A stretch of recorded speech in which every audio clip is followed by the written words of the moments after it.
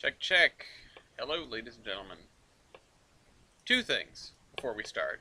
One, I it takes me like 7 different misclicks to get to the place where I start the stream. Uh, Actually, maybe like 4 things. But we're here. Um, Two is I figured out why my camera's always kind of shakwad and like I'm off center because I put my hand on my mouse. My mouse is on my mouse pad. Hello, Master Badger. I push that forward by accident, which pushes into my microphone, which pushes into my monitor. Now watch this. If I push my monitor, slowly I'm going to the side. So I realized instead of sliding over my camera again and again, I need to just fix the way my monitor's pointing. The other thing that doesn't help is when my speaker gets caught in front of my... I don't have a lot of desk space. When my speaker gets caught in front of my monitor, dog comes down and lays on my speaker wires, and he pulls that speaker back, and it makes the monitor do this. So, you know, can't. Away from me. That was number 2. Number 3 is there's a new OpenTTD server up if you're in the Discord. But nobody's told me if it's actually working yet, so I haven't unpaused it. That was number 3. Number 4, of course, is that I almost started this without doing our weekly tradition of playing some not Tetris. So, let's do this first. You know, let's get this out of the way. While people filter in, as usual, let me put up the live streaming so that I can see if people are saying anything. Again, just while people filter in, you know, this is just what we do. Lots of people have their, like, pre-stream slide that goes up. I have no clue how to do that. So this is my version of a pre-stream slide. Just get in here and sit and say hello and watch me not play Tetris. This is a good start. Can I get this right down the middle? Ooh. Oh. I nicked the edge. Well, we'll have, like, a weird thing. Alright. Seems uncalled for. No pings about how the server's working. I think the server's working. But I don't know if it's the right map. I don't know. Like, I feel like I'm flying blind this time because I've actually moved past the version of OpenTTD that the server's on. Or the version of the patch pack, I guess. Because it's on, I think, 50.3, and I am on 51.1? Something like that? Hi, baby. Hi. I love you. Love you. What you doing? I need a Sharpie. Oh, okay. I've got a couple at my desk at work. Well, I need to mark the label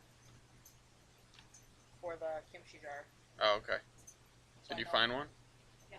Oh, okay, good. Love you. But I hope everyone's having a perfectly normal Thursday.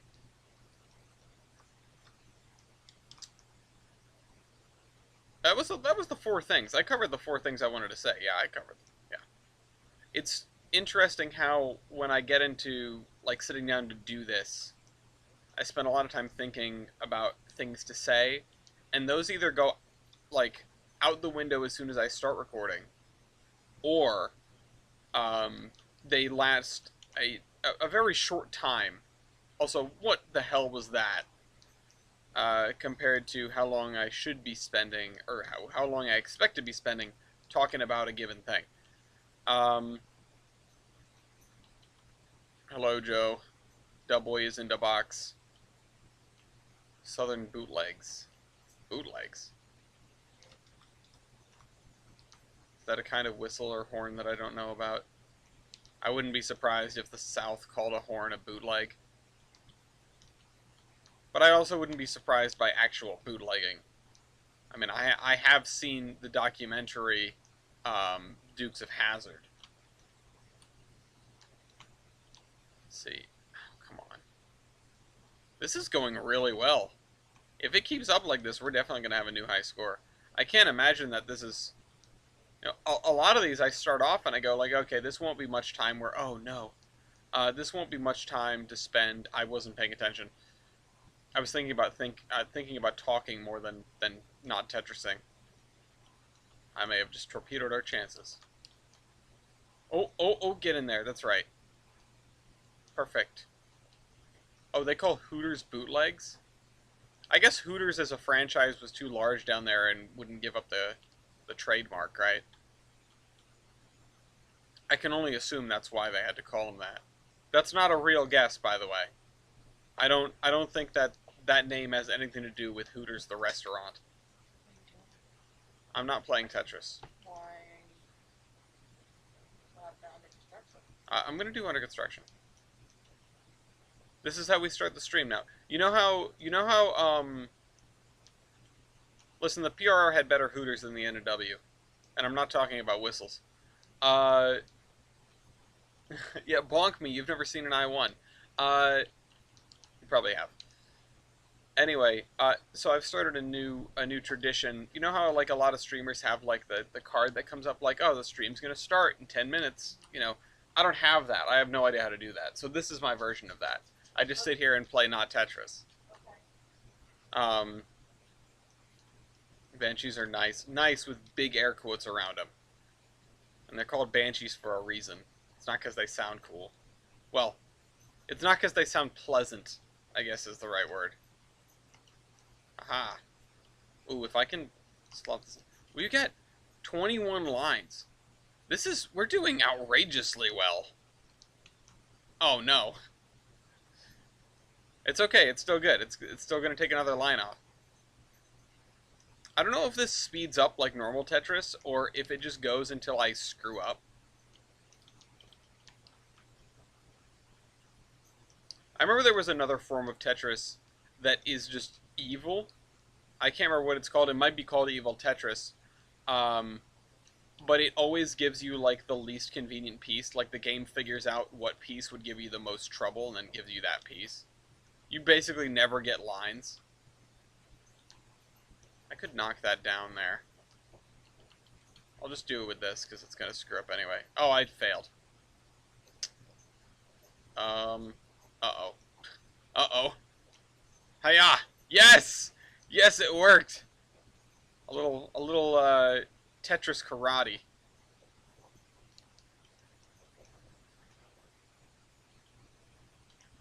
And this is what we can say, actually. Imagine the locomotive plushies. That'd be cute. I bet Steamtown would sell something like that if they could.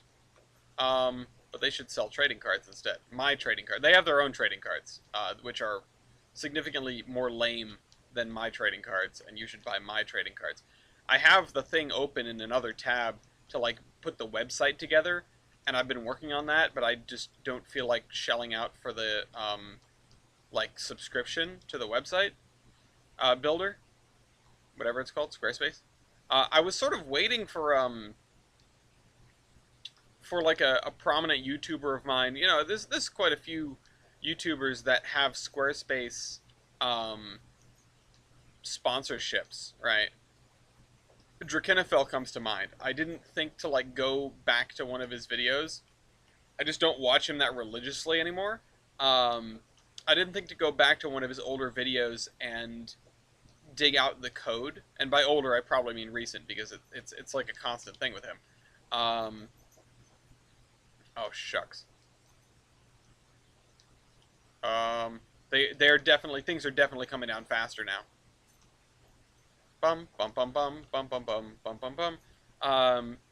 But yeah, the Steamtown trading cards are basically the reason that I made my own trading cards. Not because I wanted to not because I saw them and went, wow, I can do way better than this.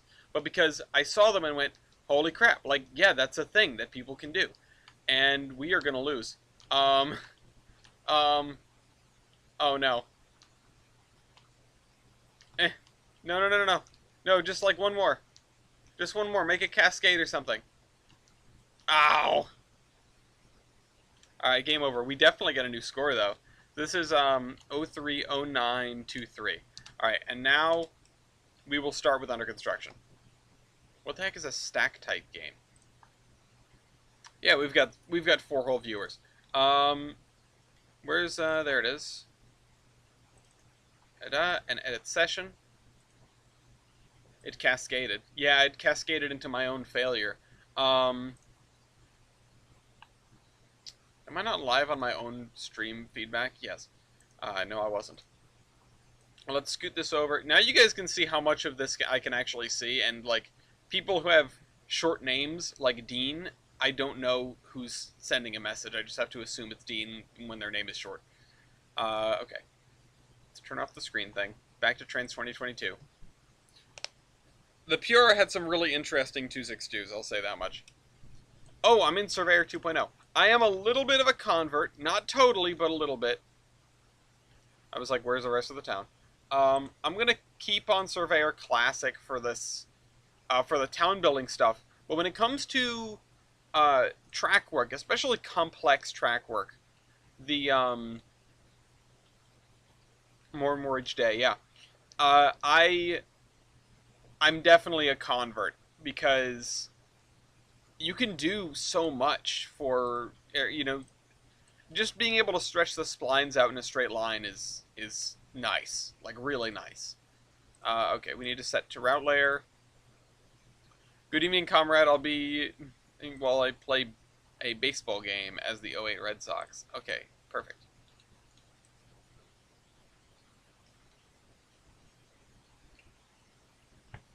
Early melees are weird. The PRR's melees are all garbage, except for the ones they got from the NW. They were not melee people. I'll say that much.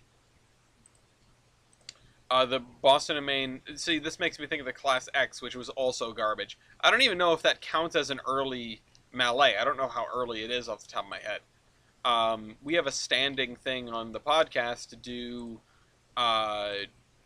whatchamahoo's it, a locomotive versus between the Class X and the 2882 with the depth charge on the front looking thing that got called. Oh, what did it get called? Um, it has a dumb name. I just can't remember what it was. Kaiserin would remember. Oh, Big Frisco Energy. That's what it is. Which is not very kind to say of the Frisco because, like I mentioned, it kind of sucks. So I think this guy is gonna have maybe a little garden on the right and a fence. He might have two fences actually. If we have like a normal picket fence looking thing, like this, and then a smaller chain link fence to encircle the garden. There we go. Check the MPS thread? Okay, I will. Yay! I feel so bad that you did that and then undid that and then did that again. TJ, you're such a freaking trooper because it's just this entire like month of MPS has been us critiquing the things that you have been building, and I want to make sure that you know that that's not going unnoticed. I know you're doing this recreationally. Obviously, we're not paying you to do that. We didn't ask you to like, oh please do MPS for us.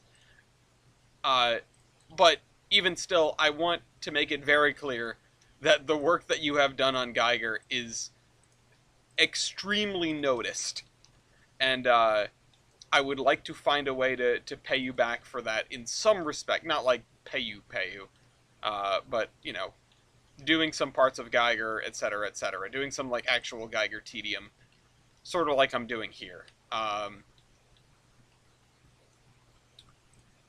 This sort of tedium because there's a lot of suburbs that need to be built and a lot of I mean even calling them suburbs sometimes is uh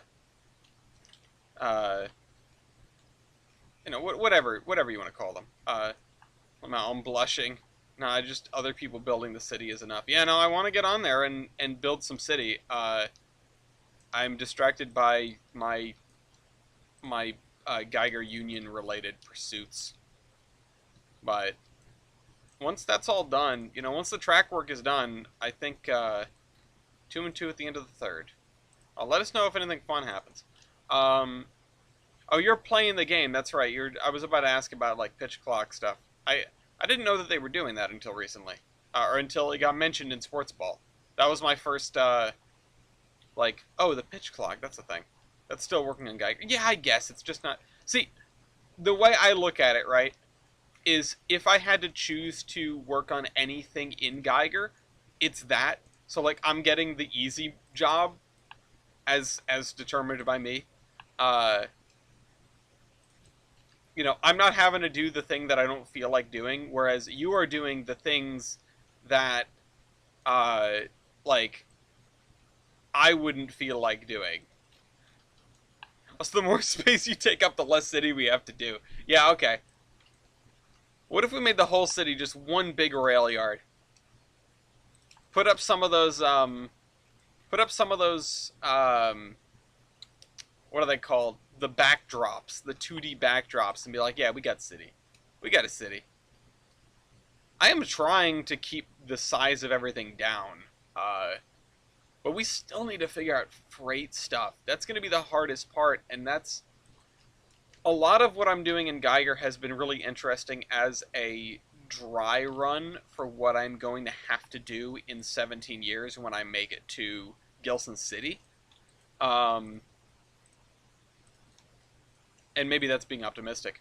But the point is, I am learning a lot about navigating these sorts of things. And also, I'm realizing, I'm learning that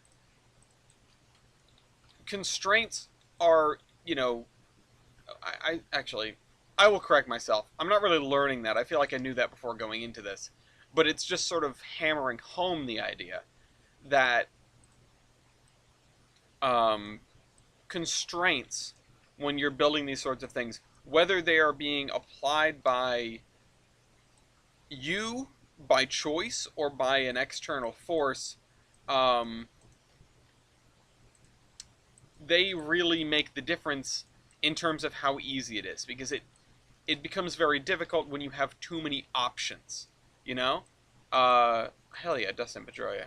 Um, all these names that I remember from my childhood that I like, I couldn't come up with them if you asked me, oh, what are the names of some Red Sox players? I would be able to do Big Poppy, Clay Buchholz, Manny Ramirez was a Red Sox at one point, or was a Red Sox. I don't know. I think I know. Well, Babe Ruth was. But I would run out of names really quickly. Kurt Schilling, but I only know him because he scammed the entire state of Rhode Island. Um, I think I have seen that 0660. I don't think it's been to like a Royale or anything, but I'm pretty sure I've seen it. Okay, is the server working? Has anyone said anything in OpenTTD? Oh, it's good. Oh, whoops, I missed that message 5 minutes ago. Um, let me ping everyone here. New OpenTTD server Cubada is up and unpaused. I'm going to mention 31 people. I know that. Let me just punch in here and do unpause. Game unpaused. Alright, cool. Bing Shilling, yeah.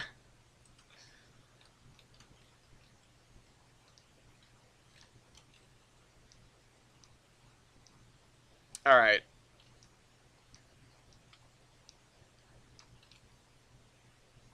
Let's see. I want to put some trees back here. Not too many, but some.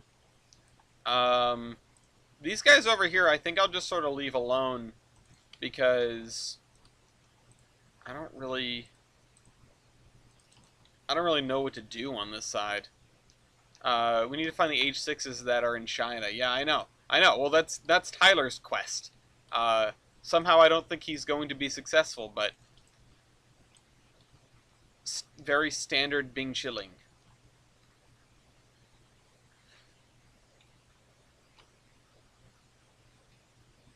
The tires tie it up on a line drive. The thing that would be kind of funny is, oh, if you think of the Chinese or the Manchurian really H6s as the equivalent, like the Pennsylvania Railroad's equivalent to the Niagaras. Um, You know, it's the. I mean, they are more. They're more Pennsylvania than the Niagaras are New York Central, but still.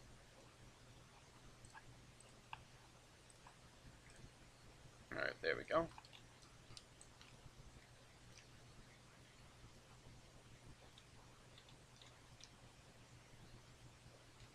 Um, I think I want the wider spline. Where is it? I come over here to the splines, the computer gets angry. The computer starts making very angry computer noises. Let's see, give me this spline, please.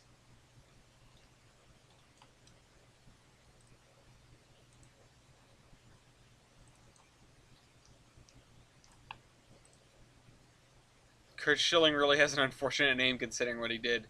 He was really shilling for some money at the end there.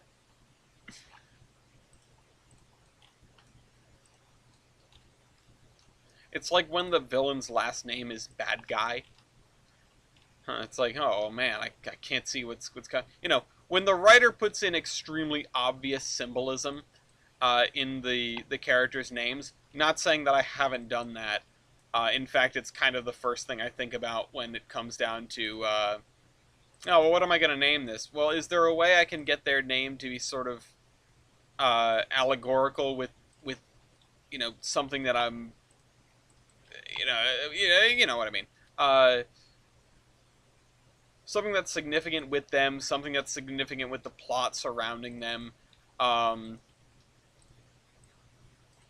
and sometimes you hang a lantern on it. I mean, um, for those who remember the movie City of Ember, which was one of my childhood favorites, surprisingly not because of Bill Murray, but because I really liked the book and I thought the movie was really cool. Um, I really just liked the aesthetic of that film. Uh, the I'm gonna put down another stump over here.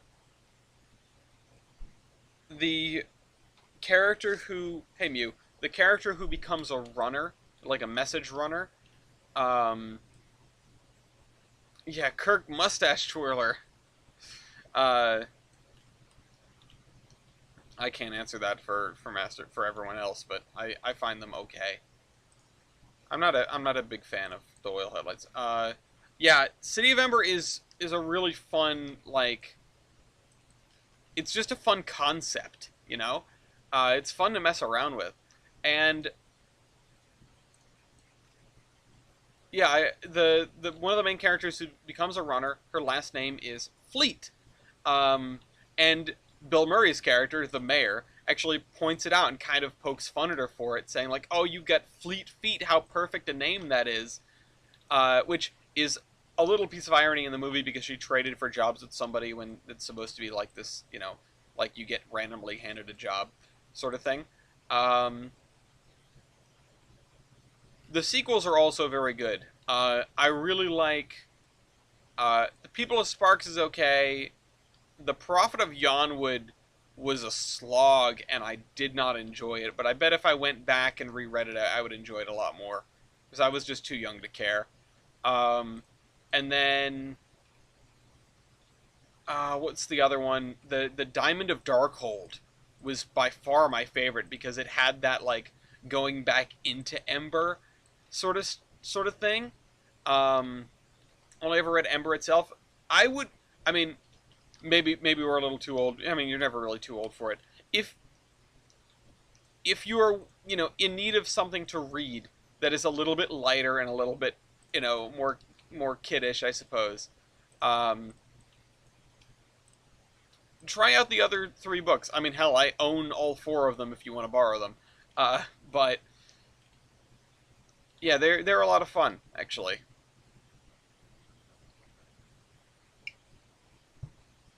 People of Sparks is the people from Ember sort of meet up with a contingent of survivors on the surface, and the the Diamond of Darkhold follows later as they go back into Ember to retrieve like technology, which is, if I remember, I'm not gonna spoil it. But they go back in to retrieve some technology that was part of like the builder's master plan. You know, when you come out, yeah, no, I'm sure you do. I do too, man. Um, when you come out, you will have this technology, and you'll be able to like make a world of it. You know. Um, anyway,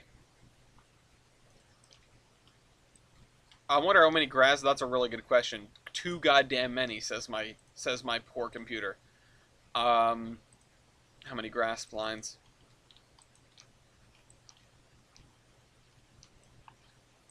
No, I don't. Actually, I don't remember where Ember's location is. Sorry, I went over those two. The Prophet of Yonwood is the interesting one because it has to do with the world before Ember and them setting up the group of people that was to go into the city, or that would become the first population of Ember.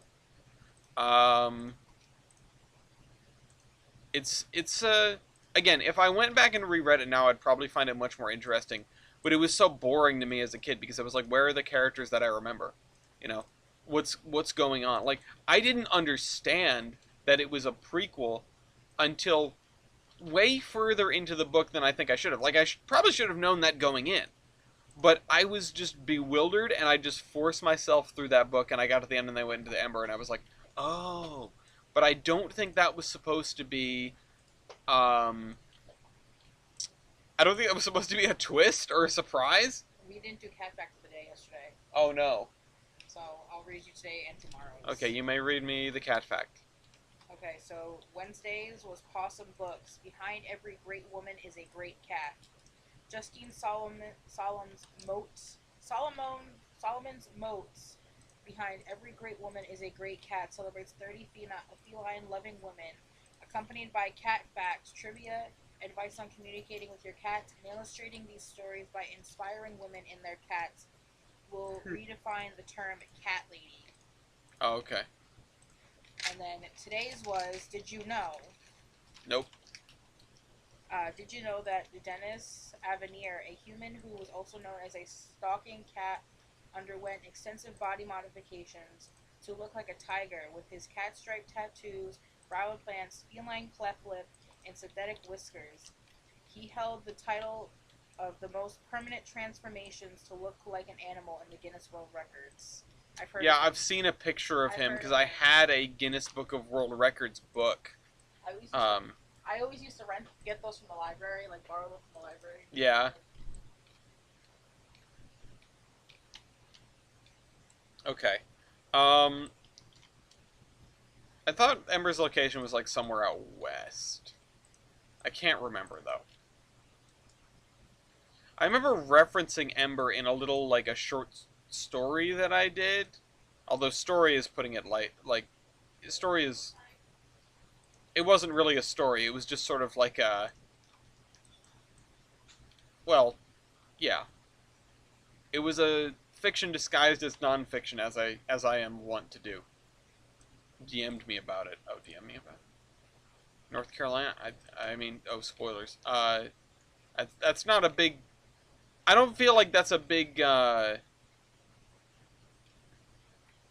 don't remember, first of all, but I also don't remember that being like a big deal in any of the books. Um,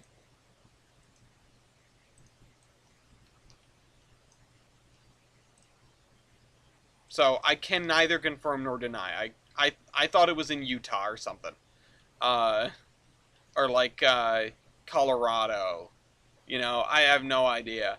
I just got this vibe that it was out west somewhere. But then again, it would probably be somewhere with giant effing caves. And where are giant caves?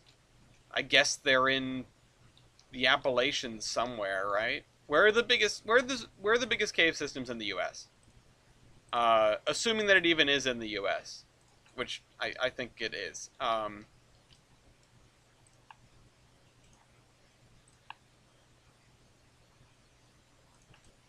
Can't believe I just blurted it out when I looked at it. Just pretend I bleeped myself or something.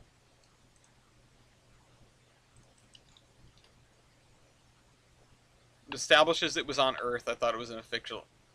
It was a fictional location. No, I was pretty sure it was. I'm like, yeah, no, it's definitely on Earth somewhere. It's just like there's a place called Cave City in both Kentucky and Arkansas. Interesting. I've never been in a cave. I kind of would like to visit. I've been in some man-made caves. I've been in plenty of coal mines. I'm gonna go in another coal mine this summer, probably. Doing a coal mine tour in West Virginia. But anyway, go to Lurie or Luray. Where's that? And how do you pronounce it? Went in 2 natural caves. Kind of jealous. I would like to, yeah, I'd like to visit some caves. Lurie Caverns in Virginia. Oh, okay. Natural Tunnel State Park. Oh, I was right the second time. It's Luray. Oh, wow. I thought it was just spitballing there. Luray.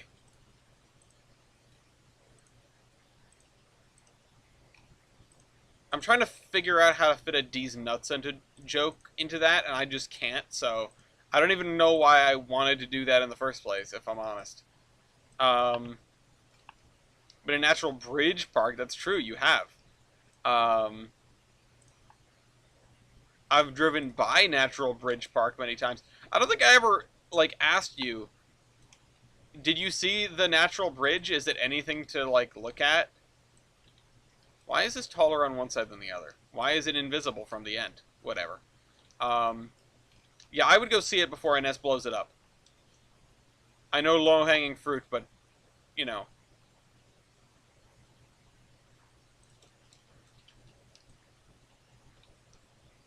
See, if it was Surveyor 2.0, I could just scoot this over more. There's a staircase down sort of under it, and you can see the whole thing. It's really cool. It's all marble? Oh, wow. See, in my head, and this is going to sound hilarious to some people, I feel like. Well, maybe not hilarious.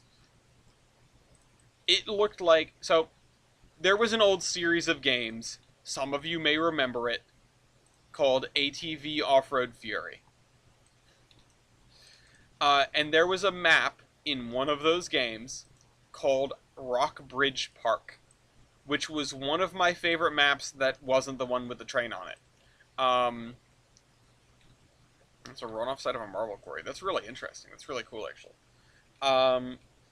And this guy is going to have a cherry tree in his yard. Why not?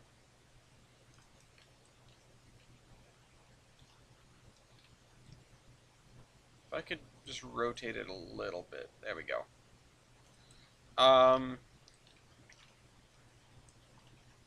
And every time someone talks about a natural bridge, I think of Rock Bridge Park from ATV Off-Road Fury. I think it was 1, but it might have been 2. I'm pretty sure I had 1, 2, and maybe 4. How many ATV Off-Road Fury games were there? I don't know. But I think I had 3 separate ones, and I don't think I had number 3. And they weren't one of these game series that had an entry 0. This is not Ace Combat. Although Ace Combat 0 was a really good one. It's the one I remember the most of. And maybe it's the only one that I beat. I don't remember. I did beat one of them. Actually, I feel like the one I beat was not Ace Combat 0. It was I don't remember. Shattered Skies? Is that Ace Combat 4? That rings a bell. I don't know. I'm just going down. I'm on my own train of thought here. I'm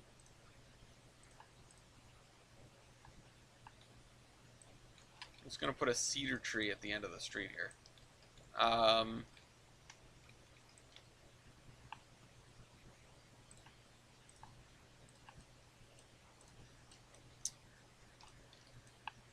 Anyway. How big is the bridge? Is it, like, big enough to... Are you allowed to walk over it? I mean, it's not much of a bridge if you can't go over it, right?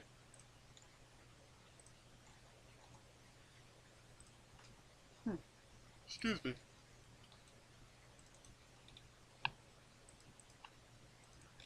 I don't know. Where are my Ace Combat people? Okay, let's do this. Let's put a couple of these in here. No, it's more like a natural arch. Oh, okay. Damn. It's hard to describe. I'm sure if I looked it up, I'd find a picture. Honestly, I don't know why I've never thought to look it up. Considering how many times I drove by it and went, oh, that sounds really neat. I think the image in my head was too strong for me to wonder what it looked like. It was just always Rockbridge Park from ATV Off-Road Fury.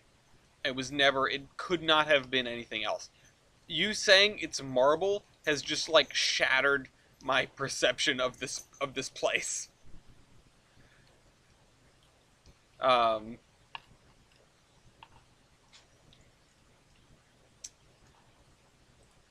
the world is opening up before me as I realize that there is more than one kind of rock. There's a photo of a PRB6 with a G5 tender. That's not really a surprise considering the PR loved musical tenders, although a B6 is a weird one to get a new tender. Hi, hi Lafayette. Hi, hi.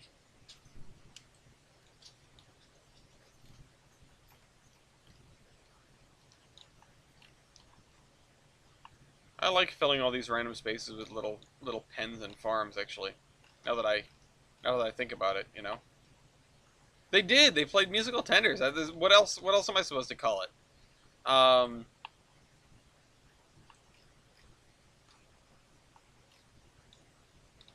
Maybe these people will have chickens. I need more Strodes. Wait till I get to Geiger City. Or Gilson City.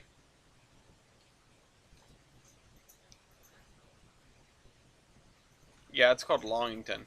Uh, yeah, that's... Thank you, Mew.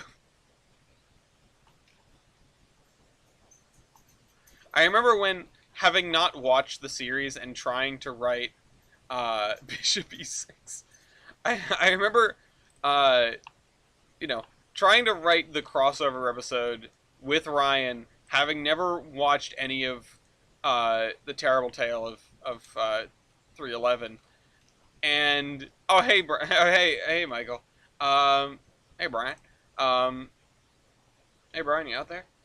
Um, and him just explaining to me like, no, okay, this is what Longington is, and I don't remember what my first thought was, but it's just another example of Ryan being incredibly funny and being able to make comedy out of anything. Uh, watch the terrible of tale of yeah. No, and I mean do watch that. Also, maybe watch the Iron Horse and Chronicles if you haven't. I assume most people here have. Wait for the anime special. Yeah, you'll have to make it yourself, Dean. I support you in this endeavor. However, you need to complete your requisite hours in the um, Geiger City Suburbia mines, or the Geiger Suburbia mines. I am going to be mixing those the hell up. Uh, when we full buccaneered the series, it's out of the public domain now. Yeah. Um, when we first came up with, oh, we're gonna do this this region, right? It was before I had put the Geiger Mountains Railroad back into this map, right? It was after I had created the original Tolbert map, because I created the original Tolbert map like a million years ago. Um, isn't only the first version of the map out now? What are you talking about? You get an episode of the Iron Horseman for every 50 blocks you do. What do you mean? Mew, please elaborate. Um, oh, you're not talking to me, are you? Uh, point is, yeah, when the order of operations is as such. I created the original Tolbrand map. This is long after the original Geiger Mountains Railroad fell into the fire that is Trainz, like, self-destructing. Um, oh, yeah, 311's map, the R&D Center.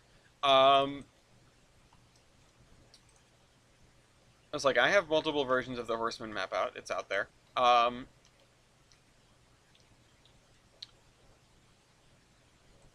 Da, da, da, da, da. Thinking. Yeah, so Geiger Mountains existed. Uh, that had Geiger City on it, and then I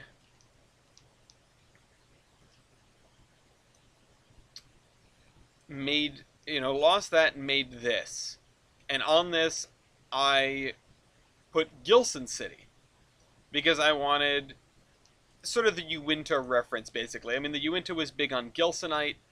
I was thinking, yeah, Gilsonite, Gilson City. It won't have anything to do with the actual mineral, but it'll be sort of a nice nod to this railroad to which I have such an affinity, or for which I have such an affinity. And I'll go from there. It's not that important. And then we created the Geiger region, and that was sort of a follow on to, okay, I want to reuse the name Geiger because everyone remembers Geiger Mountains, and um, everyone liked that place, and it's what brought a lot of people to the channel when I was doing the original 2006 series. It's still one of my most viewed videos, the first episode of that series. My most viewed videos, of like the top 10, a handful of them at least are of that original series that I made in Trainz 2006. So it was sort of an iconic thing. I brought back the name for the Geiger region, and there was much rejoicing. Now, then I decided to sit down and add the Geiger Mountains Railway to this map. One of my initial stated goals for the Tolbrin Peninsula was looking back at the Tamarosa Vale and Anaconda and going, wow, what a mess that was with all the different gauges overlapping and stuff. I don't want to do that again. Alright, this map is going to be only standard gauge. And that went out the window in segment 2. So, you know, the dam burst, and now we have 3 foot and 2 foot on this map, or we will anyway. And of course, now we have a Geiger City on this map, and so we have Geiger City, which is both the original, like, main hub of the Geiger Mountains Railroad in the old Geiger Mountains route. We have Gilson City, which is the main location in this route, right? And now we also have Geiger, which is the main location in the region. So, especially if I, get to the part where I'm working on Geiger City, up on the 3 foot gauge on the Geiger Mountains Railroad, man, I am not going to be able to get a full sentence out of my mouth. That's for sure. I even have to be extremely deliberate over the course of that last paragraph.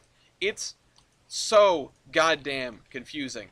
Yeah, exactly. And we have Geiger in MPS. That's the last thing that I was going to get to, if I didn't say that.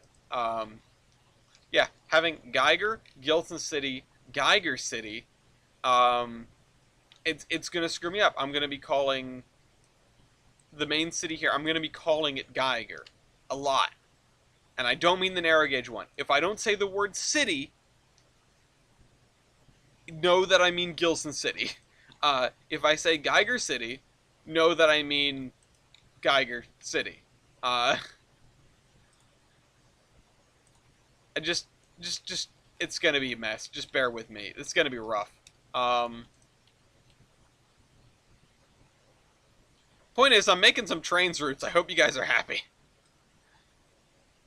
I mean, I'm happy. I enjoy this. I've talked about how it's sometimes, less than fun. Like, I sit down and I do, alright, time to bang out the MPS today, or, time to bang out the Alder Construction today, is what I really mean. This whole week has been try-harding MPS, because I'm gonna get this engine facility done. Because there's like I told you to scrapbook all of Geiger and MPS for Gilson City. Yeah, clearly. Um, no, the thing is, I have some plans for Gilson City. Sorry, I really had to. I really had to think. Uh, I have some plans for the big city on this map. Um, Listen, if you do MPS, you don't have to worry about like any of that. You just hop in when you feel like and help. That's the other great thing about MPS. But my point is, um, Geiger City, Gilson City. I have plans, right? I have plans because there will be, and I'll show this at the end of the stream if people want to see. I always talk about like, oh, at the end of the stream, I'll show you guys this or that. I'll show you guys MPS progress, or I'll show you the map, or I'll show you this review for Pan Am the board game, which is what we did last week, which was a weird ending to the stream, but alas, it was a weird stream. Uh, I can show it off, but there are supposed to be 3 terminals or main stations in Gilson City. Um, the reason for that is the different railroads getting there at different times, and part of it is unlike what we're doing in MPS, right? Unlike that, it's not this big collaborative project where I want everyone, where everyone should want to come together and build a thing together. It's just like, it's MPS stuff that takes emo and priority. That is another important factor. It does cost money. I'm just saying the time commitment it can be as little or as much as you want, and like, yeah, you are sort of beholden to like not leave massive swaths of untouched land, but you can rely mostly on other people. Also, I'm getting out of breath. I've been talking my lungs out for the last 5-10 minutes. Give me a second. And while I let my blood pressure go back down, it's like what, 70 for a year, including 2022, something like that. You get the game along with it. You don't get to keep the game unless you get the deal, which is a great deal. $8 a month or 70 a year. Yeah, it's not the most outrageous thing in the world. Oh, it's a fire station. Ah, it's fires. It's a fire extinguisher. Yeah, it's not worth it if you're not really going to use it. Just buying it to sit on it is not smart. But yeah, the yearly subscription is much cheaper. It's nice to have that option.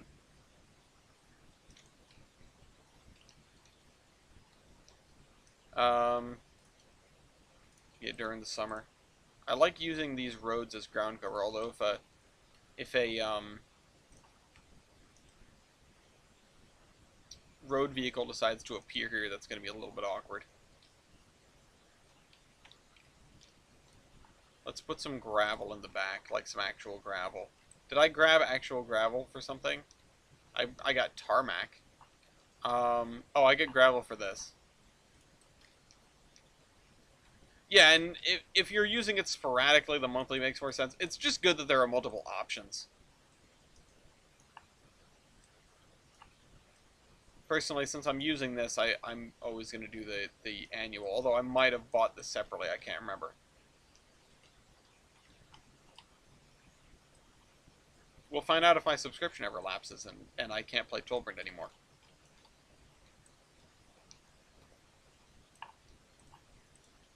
Oops. Okay, $8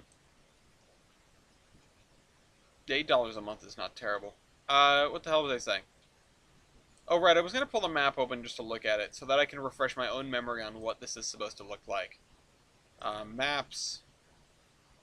Tollbrand superimposed. I'll just go with the PNG, because I exported it most recently. No, I won't.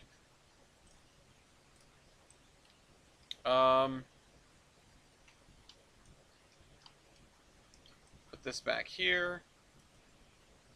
Yeah, I have some plans. I have some plans for Gilson City.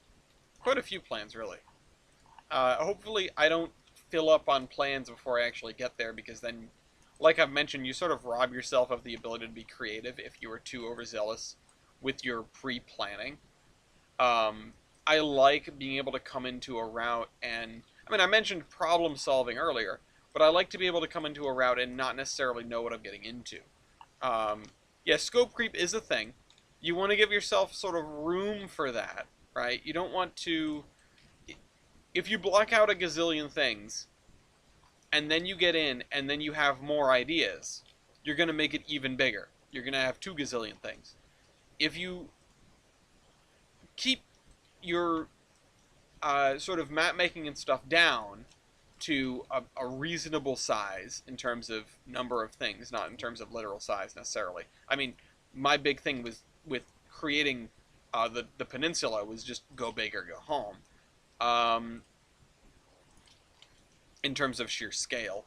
But I only blocked out a couple of major towns. I blocked out where the mountains were vaguely. Um, and yeah, I sort of figured that whole thing out and left room for figuring out things on the fly. Like this, like Pan Am, you know? I kind of thought that there might be a town out here somewhere when I was making the timetables, but I made the timetables way after I made the map, and now here we are going through this, and what do you know? There is a town here. We just sort of decided that there would be one.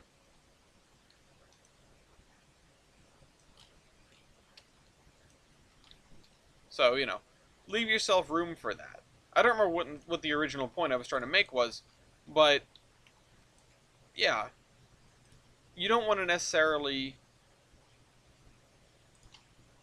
limit your or sorry, you don't want to limit your future creativity by going whole hog in the pre-planning. Um,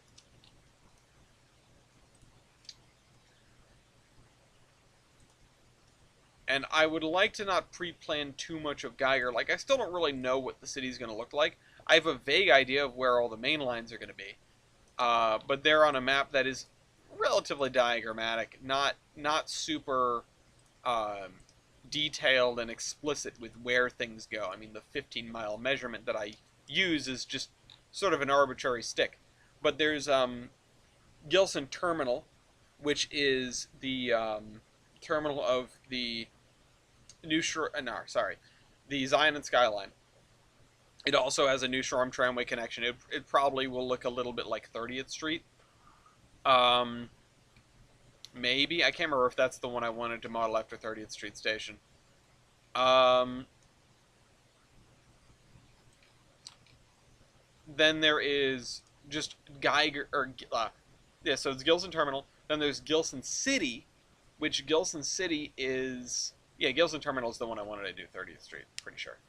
Gilson City is just New Shoreham Tramway lines, but it was probably some form of Union Station and then got rebuilt as one.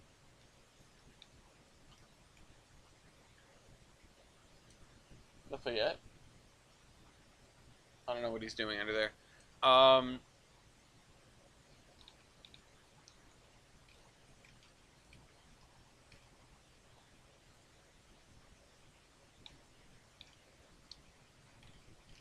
and then, sorry, I was just thinking about these areas.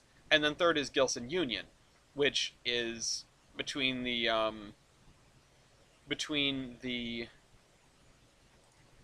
Gilson Eastern and New Shoreham Tramway. Although there would have been more railroads in there at one point. I mean, we're post consolidation of a lot of the really small Gilson City railroads or Tilburn Peninsula railroads. Like, even for those of you that were present when I was doing um, my read through of, we're gonna scoot this over to here. Actually, we'll turn it around to here. For those who were present when I was doing my read through of the Everett Lake Railroad's corporate history, which is another railroad on Tilburn that doesn't exist anymore, you probably remember a few names, or you heard a few names that would not have been familiar because they are railroads that do not exist anymore. I think the Zion and Eastern was one of them. I think the I mean, I probably mentioned the Jefferson and Gilson, which is one of the Zion and Eastern reformed into the Zion and Skyline, or the Zion Eastern, I think it might have been. Um, the Jefferson Gilson I've mentioned periodically. They were this railroad right here before it was the Gilson Eastern. As the result of a large merger. Um, and what's the third one? The other leg of this, which I think was it was a sort of random name. I wish I could remember it off the top of my head.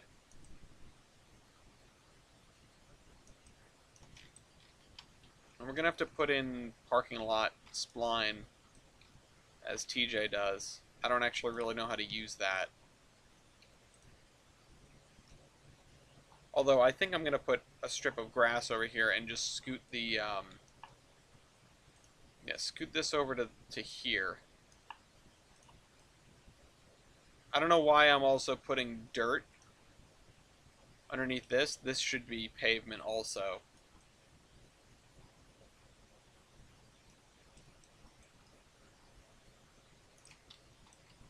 Let's see. All right. This stuff along the main road is probably the thing, like the blocks that I'm most worried about completing because I genuinely don't know what to do with them.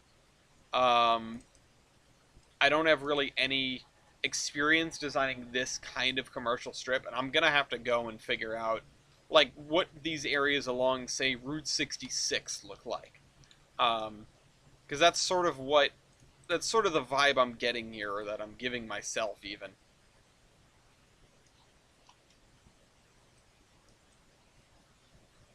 There we go.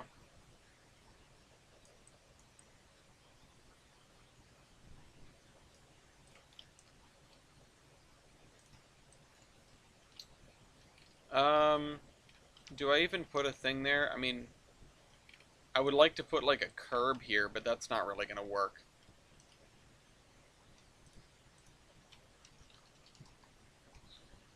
Parking lot double.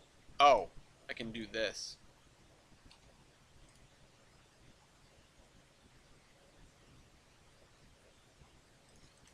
Talking cars. Yeah, that's definitely what's. You're right. That's along Route 66. Ah, okay. These are what I need. What the hell is this? Wait a minute. I get it. I get it. This can go here.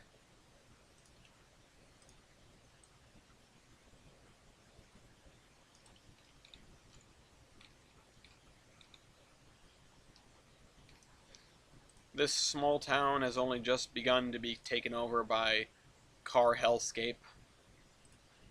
I know how to design this. Like, I know physically how to do a parking lot. I've designed a parking lot before. I don't remember how, but it's in my brain somewhere. Oh yeah, these. Yeah, this would be nice to have.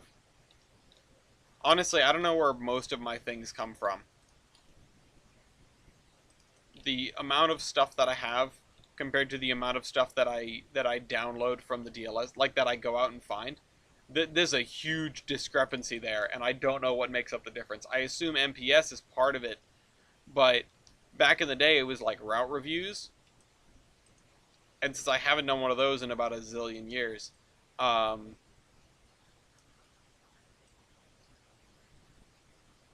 I don't know where the assets come from. I've been on old Route 66. It had Burma Shave signs. Oh, we have Burma Shave signs on this map already. But I could put some more here. I've actually been trying to put them, like, along railroad tracks so that you see them as a driver when you go by.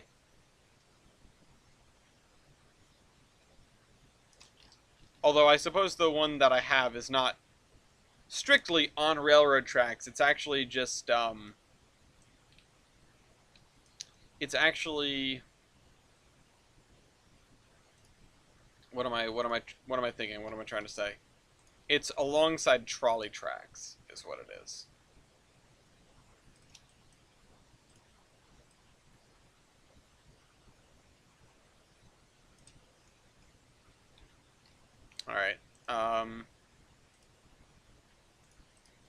Wybo will always tell the story about the first time, or when we were at Train Mountain, the first time we actually met. Um, they have Burma Shave signs at Train Mountain, and we are there for the first time, and it's him and Agiles and I, and like our I'm the oldest among us, and I'm like 17, so we don't really know what we're doing, but it's just the three of us. Um, if you don't know whose signs these are, you can't have driven very far. Um,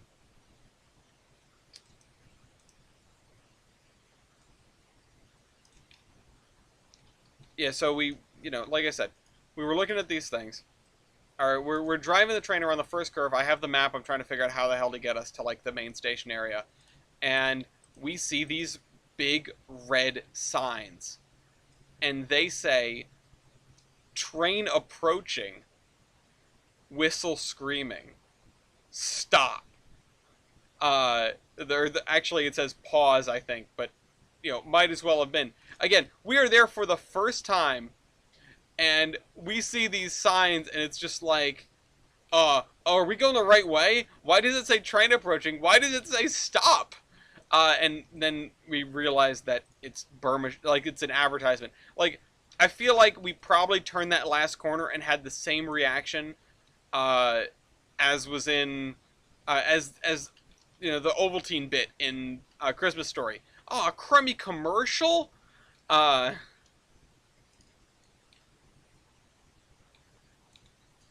yeah. Well, because I think we had sort of like taken a sneaky curve to get there, or at least what we thought was a sneaky curve, but was apparently just a completely legitimate switch. Um,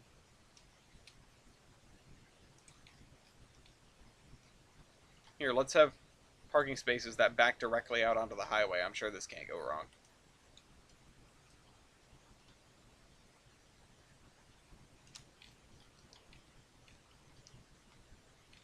Oh, I mean, it was relieving, but it was just like, oh my god, I can't believe that, uh, that we thought we were going to be in wicked trouble, and it was an advertisement for something that we had never used because we were just like scrubs, I thought I found another motel. Yeah, I did. I found this.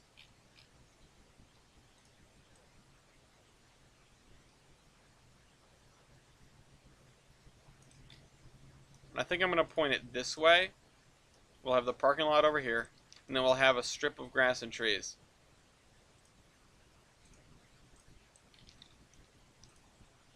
Delete that. We've already used that building in pretty much the exact same type of location.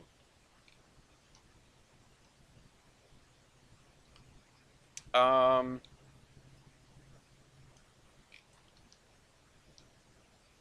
what can I put over here? Let's go look at some real life areas.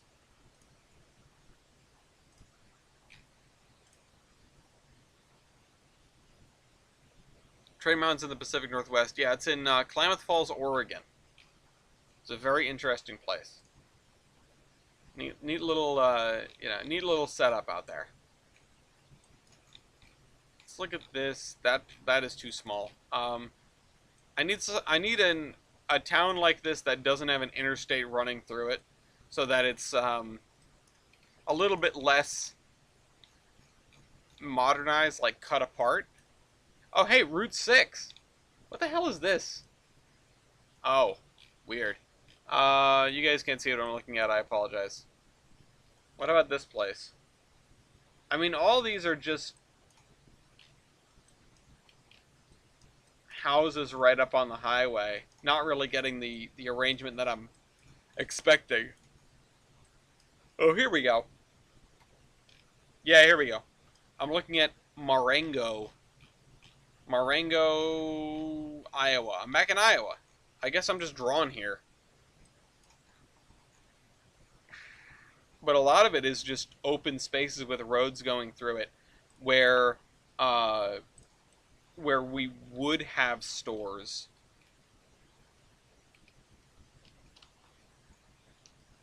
I mean, just empty lots covered with grass. Oh, Wind Gap, Pennsylvania. Let me look at that.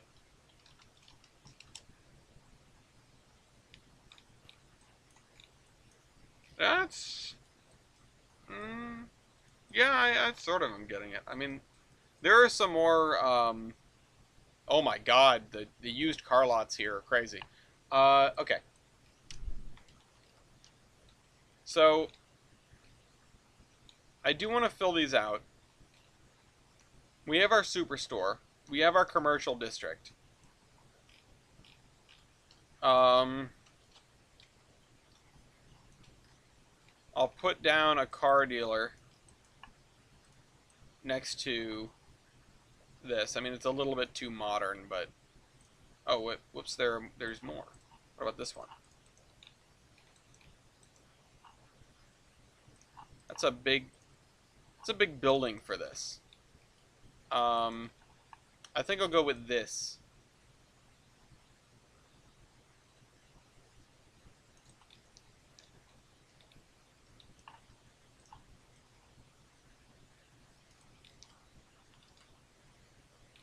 Yeah, I could imagine this area was all cleared.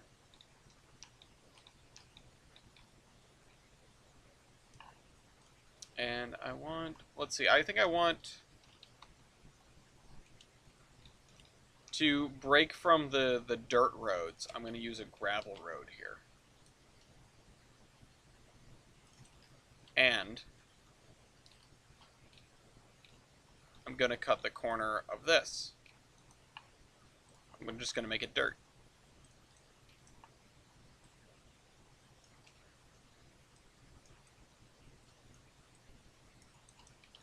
More environmental storytelling. Always good on the environmental storytelling.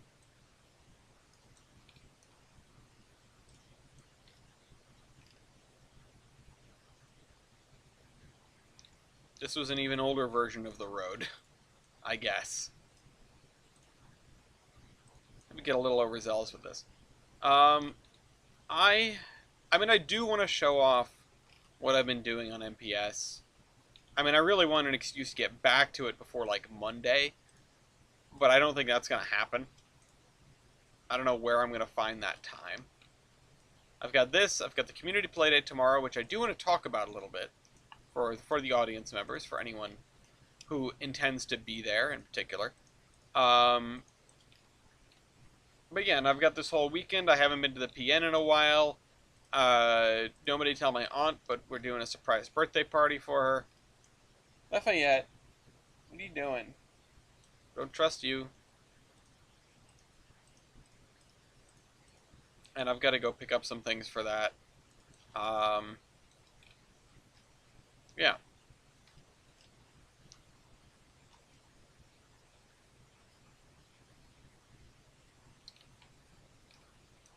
Man, I got another train club Fridays at 7. Why do you have train... you always have train clubs. Just kidding.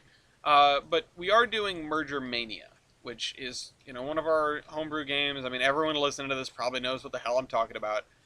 I spent a good portion of the last couple days when I wasn't tryharding in MPS. I spent it trying to create a new spreadsheet for Merger Mania. And by new, I mean it's just sort of like the old one's been a bit spit-shined, but it has had a lot of work done to it.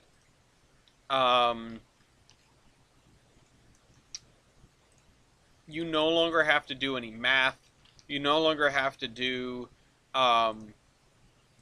like, oh, you know what? I'm gonna show something. I'm gonna show off something real quick. Let's go to Surveyor 2.0.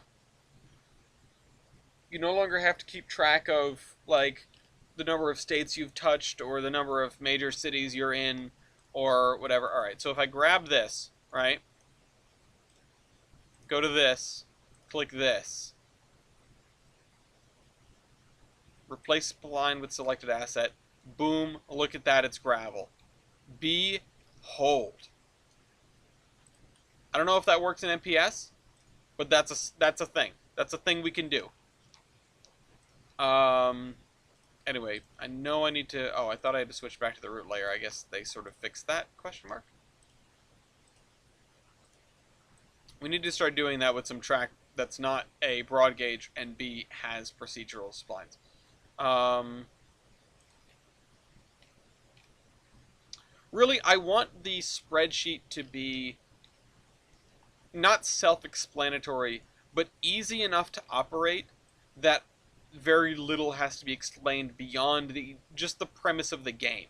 You know, just the okay. You pick railroads. You know, you can't pick the same railroad as somebody else. You've got to pick pick stuff that's connected to like make a big system. Beyond that, I don't want to have to explain anything. I don't want to have to explain. You put your number here. You like you have to do a copy paste thing. That's how it tells you who goes next. No, I want it to be you pick the railroad. You put that number in the box, like the number of the railroad, not even the score of it, just like the little number next to it between 1 and 120, and it tells you if that railroad's available, and it tells you how much score you have, and it tells you who's next, and it tells you if you've touched all the coasts and all the major cities and all the yada yada yada yada. Is it a fixed era? Honestly, that's kind of a good question. The era of Merger Mania is a little bit ambiguous because we have broken certain things up for the sake of gameplay. Like, we've pulled the big four out of the New York Central, but not the Boston and Albany. And the Boston and Albany is an interesting sort of question because, well, there just aren't that many ways to get to Albany, which is why it's not, which is why we haven't taken it out, because there are more ways to get it to it from the east and get yourself rail locked than there are to get it, from the west. It's basically just the New York Central. I mean, the DNH exists, but it's not very helpful. Uh, Actually, maybe it's worth having the DNH. Maybe it's worth separating it out. The more I think about it, the more it might be worthwhile. But point is, we've taken the big four out of the New York Central, but not the BNA. We've taken the Vandalia out of the PRR. We've broken the Union Pacific up. Like Central Pacific is its own thing. The Oregon Short Line is its own thing. The Washington Oregon Navigation Company, whatever it's called, that's its own thing. Um, the GMO, I think we kind of exploded that also. It is vaguely 50s era, and yeah, it's a single map with no variations, but the game runs very differently each time because you get a random starting railroad, and you need to connect to the ones that are next to you, and there are only so many transcons you can get. So, we sort of fixed that, maybe, with the most recent version. I don't really know how it's going to affect gameplay. Um, that's what I'm eager to figure out.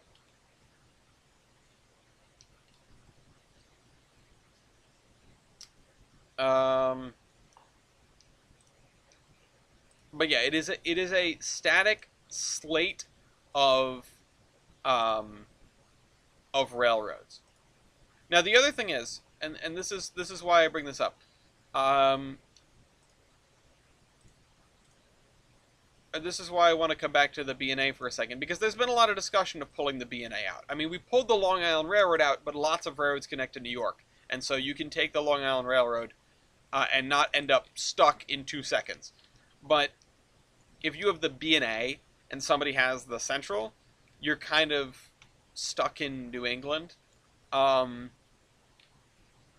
unless you get the DNH, I guess. There's not really another way out from there. I mean, I guess you can get the New Haven to get down to New York City. Yeah, maybe it's worth it. Maybe it's worth doing. I don't really know. I've sort of pushed back on it in the past because it's seemed like not a good idea. But I wonder how much it would matter. And because now the PRR, after we split, no, I mean, yeah, after we took the Long Island Railroad out and the Vandalia out, the PRR is so much cheaper. But the 4C or the Big Four didn't really make the New York Central any smaller in terms of point value. Um, Grabbing the whole Northeast is kind of meta. Yeah, it kind of is. Um, but that's because it's hard to get into the Northeast. I mean, you have the only connection to the main Central is the B&M. The only connection to the B&M is either the Central itself, the Rutland, or the New Haven, which the New Haven is worth a gazillion points, so it's not really economical to pick it up all the time. It does get you one monopoly in Rhode Island, but that's about it. Oh, I guess the other option is Central Vermont, but that doesn't let you out. That doesn't let you out. Uh, there are only 3 Hudson crossings in the USA. Right.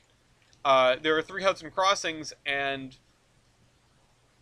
I'm pretty sure all 3 of them are owned by the New York Central. I mean, no, you have. Yeah, sorry. You have the New Haven that gets you across over the. Oh wait, no, the L&E. Or I don't know actually know who the bridge belongs to in the game. Point is, you have the big bridge, you have the Selkirk Hurdle, and you have the barge bridge, I guess. No, the B&M does not get across the Hudson. Oh wait, yeah it does. Yeah it does. It gets up in Mechanicsville. Yeah, it gets up there in Mechanicsville.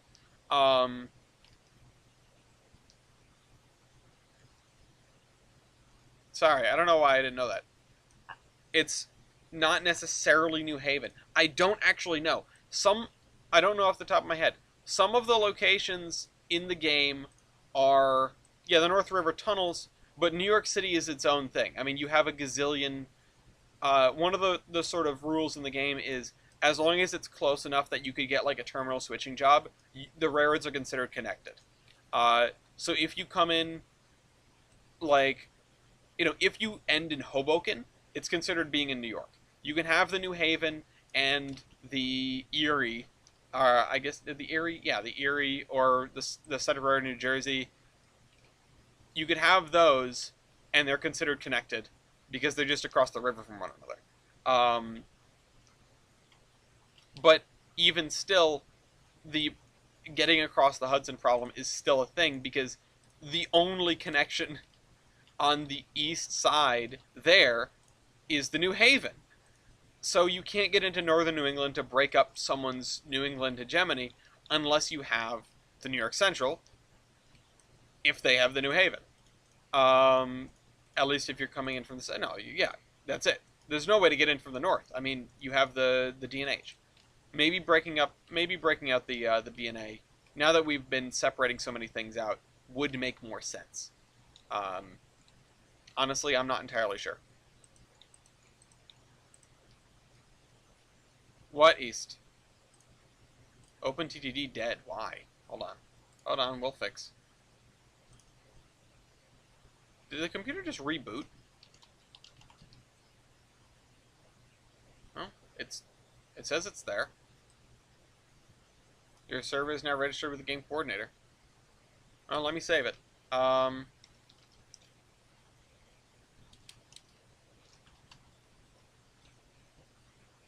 Save 1. Stop. Oh, there's no stop command for this. Must have hiccuped. Let me reset it. And here I was, thought you were trying to tell me something interesting. Wait, which one of these is the one? It's it's just literally one.save. Let me restart it. Nope, I opened the game instead of the server. Get out of here.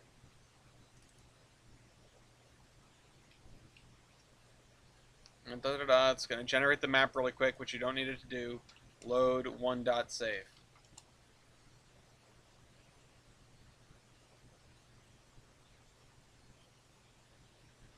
Okay, try it now.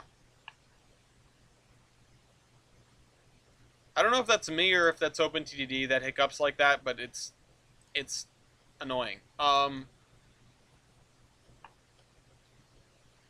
Holy crap, Taki. Anyway. Alright, let's minimize all this stuff.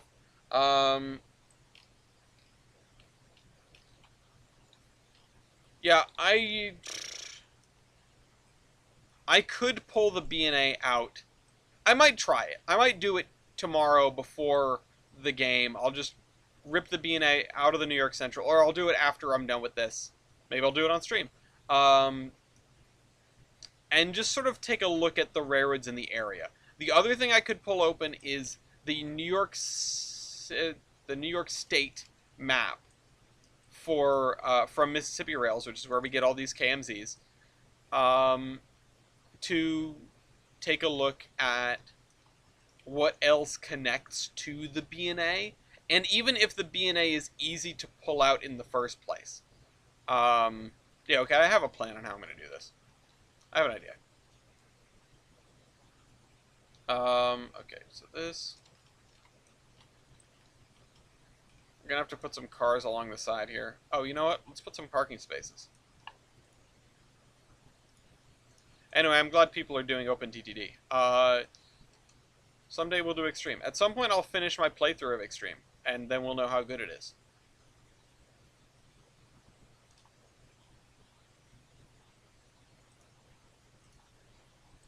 There we go. And by Extreme I mean XXX mode. You guys know what I mean.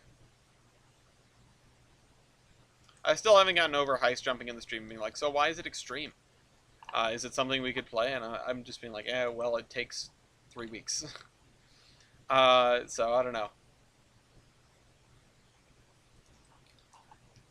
But I did try to do that stream every day. I mean, I might, if we do an Extreme server, if we do end up doing an Extreme server, or an XXX server, I might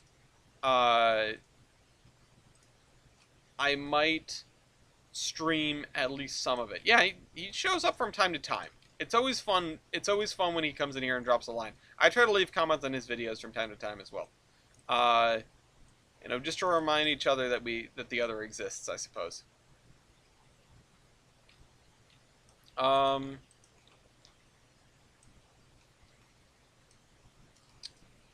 let's do this.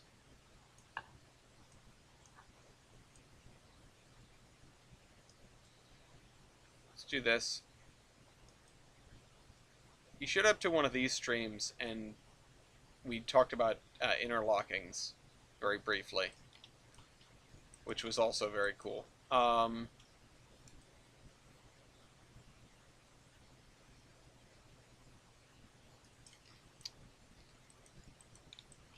don't really know how to make this look good, but I'm kind of liking where it's going. It was one of the Extreme streams that I did, the OpenTTD XXX streams when I was doing them every day. Okay, strip of grass. Yeah, nice cock.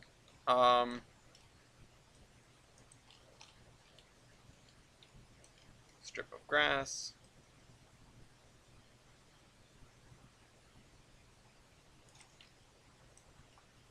Grab this. Should probably put some junk around that building. Also, Dean, it just got out of the pool. Cut it a break. Cut it some slack. Let's do this. Yeah, see, now I'm thinking about that. I mean, I'm just glad I got the formulas to all work, which was not a given. I was genuinely worried that, you know, at a glance, I thought I was going to be able to do the thing that I wanted to do, or the things that I wanted to do with it. And then at a second glance, it started looking like I could not. Or at least that I couldn't do it in a way that I could figure out. Like, I'm sure there are many Excel tools and there's scripts and things that I just don't know how to work. You know, I have these Excel tools that I've made for work, and people will come to me and ask me, like, oh, how do I do this thing in Excel? And I'll go, honestly, I don't know. I just know how to do basic formulas and pile them on top of one another. I've described my own tools that I've made for the traffic group as 3 formulas in a spreadsheet pretending to be a macro. It does the things that you would hope a macro does, but it doesn't. But it isn't a macro. It's just a gazillion formulas, and it runs just appallingly. It's really something when you manage to figure out how to make Excel like lag.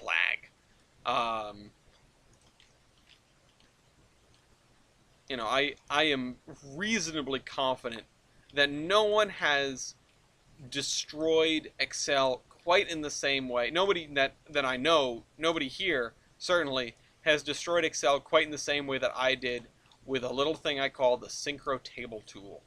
And that means nothing to all of you, and that's okay. I run the thing. Yeah, no, I don't diddly bop around in Excel. Um,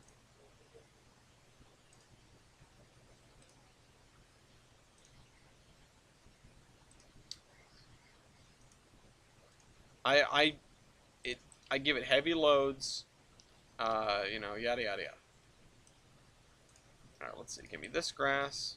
We're gonna put some trees out front of this building.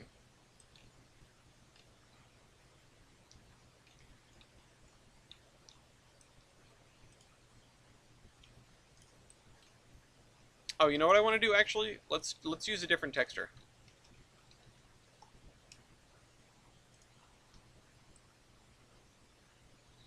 Yeah, let's do this. That's what I'm talking about. Like an Italian plaza.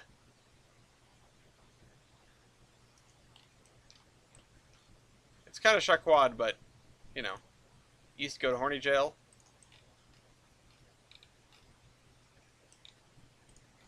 There we go.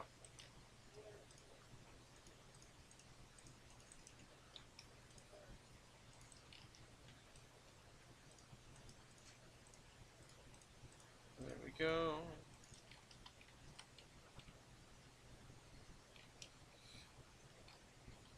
Is this building not straight on with the roads? It's slightly cocked to the left, isn't it?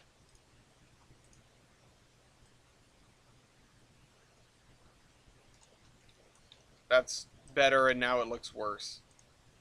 Yeah, I mean, because this whole thing is at an angle, there isn't really anything else I can do about that. Um, oh well, you know. Let's grab some trees. Let's grab some broadleaf, some of these smaller broadleaf trees, or maybe we'll use cherry trees.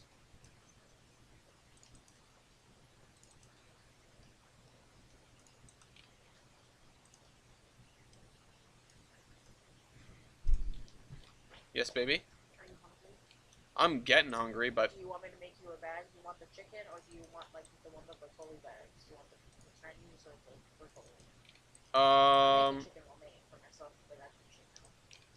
I don't actually know, but I don't want food yet because I still have an hour and a half on the stream. If I eat, I'm gonna end the stream early. Okay, well. Um,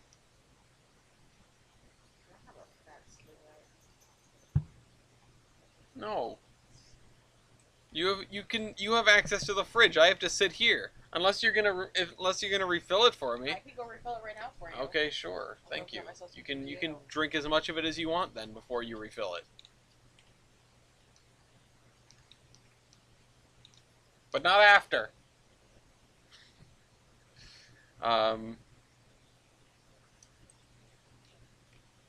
Get another garage here.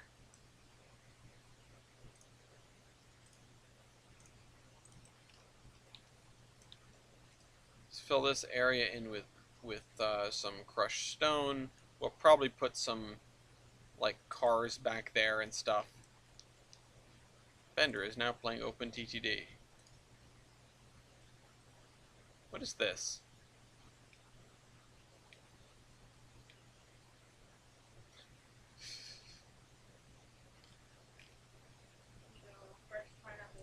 I'm looking at the foibles of 1850 OpenTTD.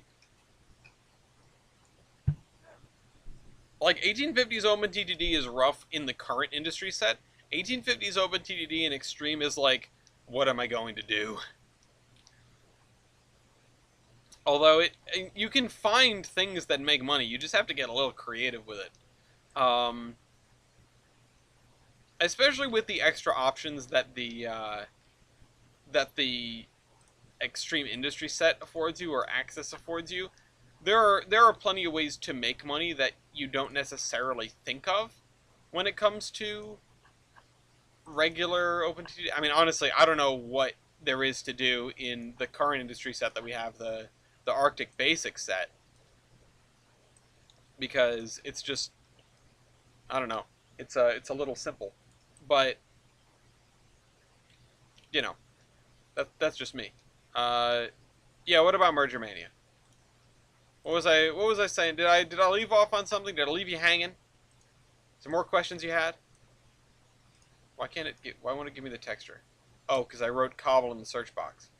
Are trackage rights a thing? No. No asterisk. There are some instances where two railroads have been allocated the same stretch of track. I was about to get into this with the big bridge, the Poughkeepsie Bridge. Um, I don't know which railroad it belongs to. I don't know if it belongs to the New Haven or the LNE. It might belong to both.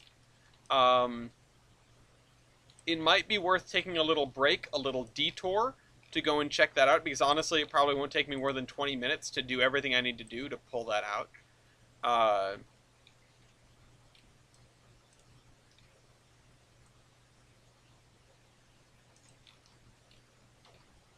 I don't know why I just did that necessarily. I do want to put some more houses over here. IRL, it was only the New Haven. All right. Well, it was owned by the New Haven, right? You mean? Like there wasn't any joint ownership there? I know more than one railroad used it, right? Certainly towards the end, more than one railroad used it. I thought.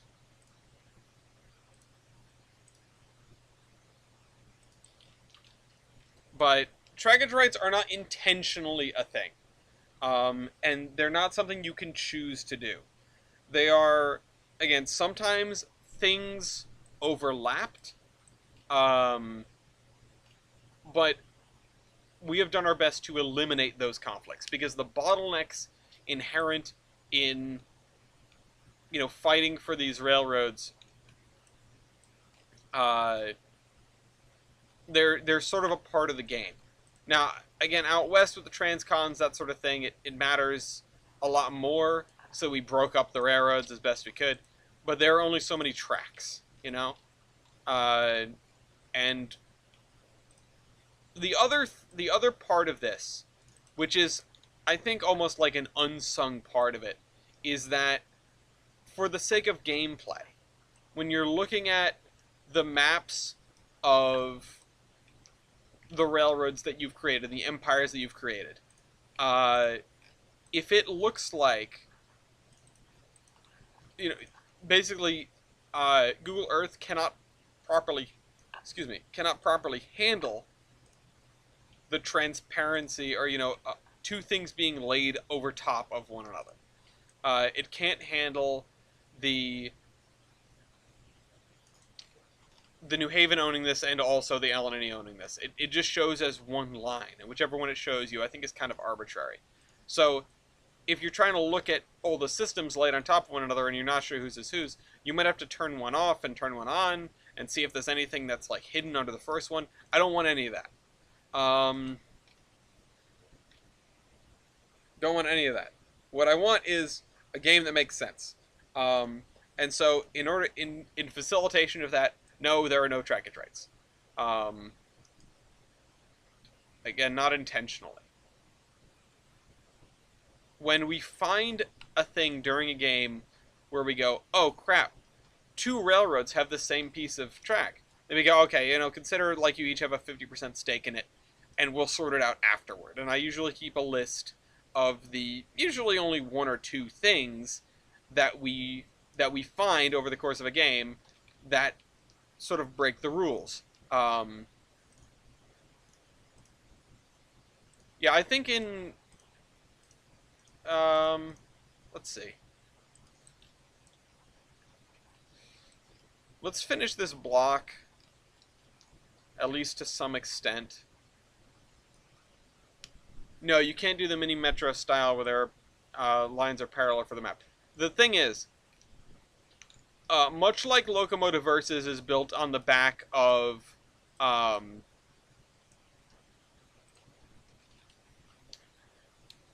much like Locomotive Versus is built on the back of SteamLocomotive.com,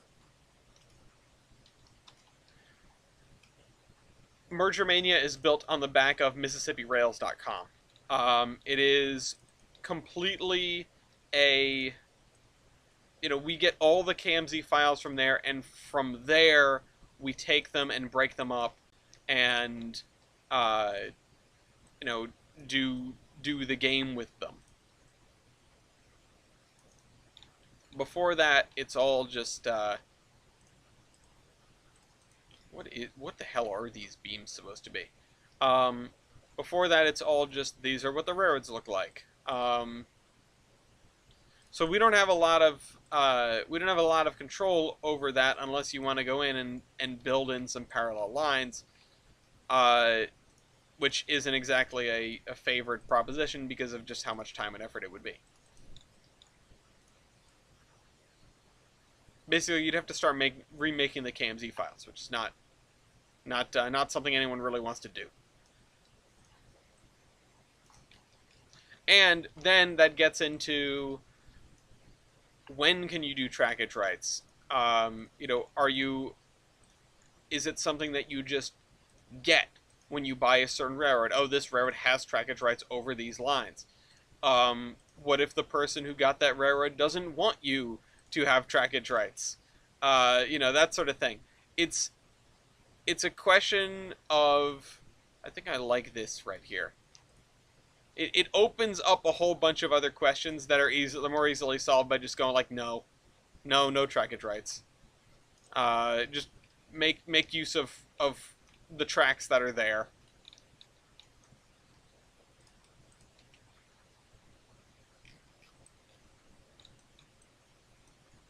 Where did I put some cars? I know I lined some cars up at something.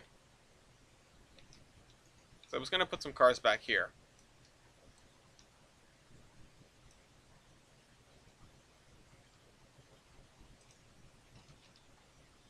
And not get caught up in the fiddly bits.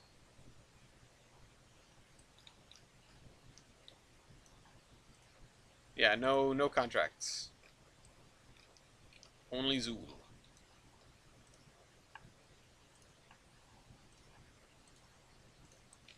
So it is there isn't a ton of nuance to the game. It is you buy railroads. Um, the nuance comes in when you go, okay, what makes one railroad more valuable than another beyond just sheer size? Because size is the most important factor here. It does actually matter. It's not just how you use it in Merger Mania. There are places you want to hit. You want to hit every coast. You want to hit every as many states as you can. You want to hit major population centers, and you want to hit all three nations. Which, I mean, you start in the U.S. You just want to get to the Mexican border and get to the Canadian border. And over it, if possible, there are a couple of railroads that go over. This actually is a GIF toll bridge. Yeah.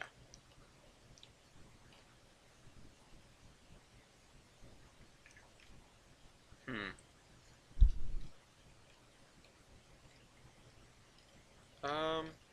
I do like the way this is coming out.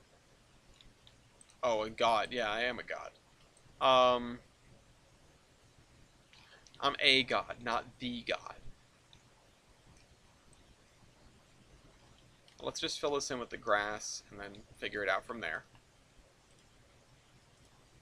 I haven't been using like the muddy spline as much as I could.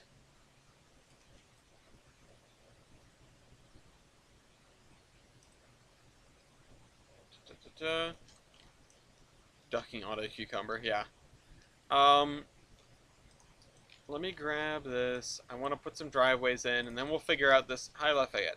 Then we'll figure out this other thing. We'll take a little break from this, and we'll go do the other thing.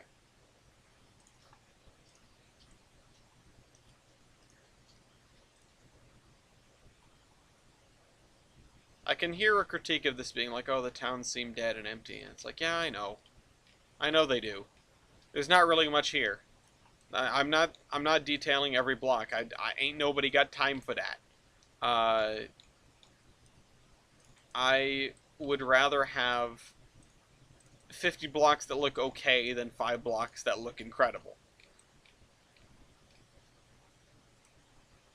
That's just the way it goes. Because we have a lot of blocks to make. And, I mean, that statement's going to hold true here. It's going to hold true in MPS. It's going to hold true when I get to Gilson City.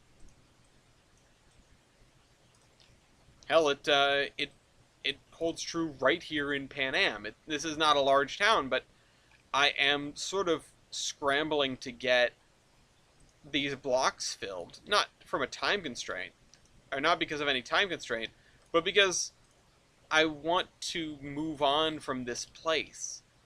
Um, it doesn't have to look perfect. It doesn't need to look even particularly good. It just needs to look okay. Um, and so far today, we've done a handful of blocks, and yeah, I could have done more in these blocks, but it doesn't. I don't know. It doesn't really matter that much.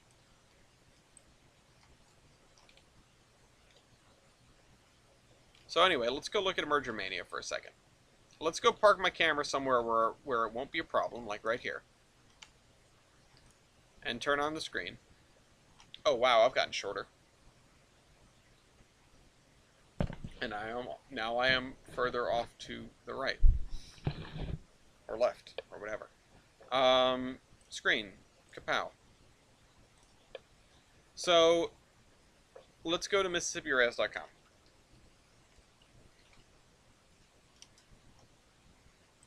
I butchered the spelling of Mississippi, don't at me. State maps. State maps. New York. Show in folder. For favor. File Explorer, please. Let's go to my documents. I have Merger Mania in here somewhere. There it is. Other maps. Where's my downloads? It didn't take me to my downloads. Downloads. New York State map. Let's drop this in here. Open this sucker up. This is my first move, is to open this sucker up. Hey look, it's New York. Okay, so you can see... Okay, what is the red? Is the red B and A? No, that's B and M. Ah, right. This purple is... Rutland. Ah, right. I don't think I even have this. I don't have this in the Rutland map. We're going to need to take note of that.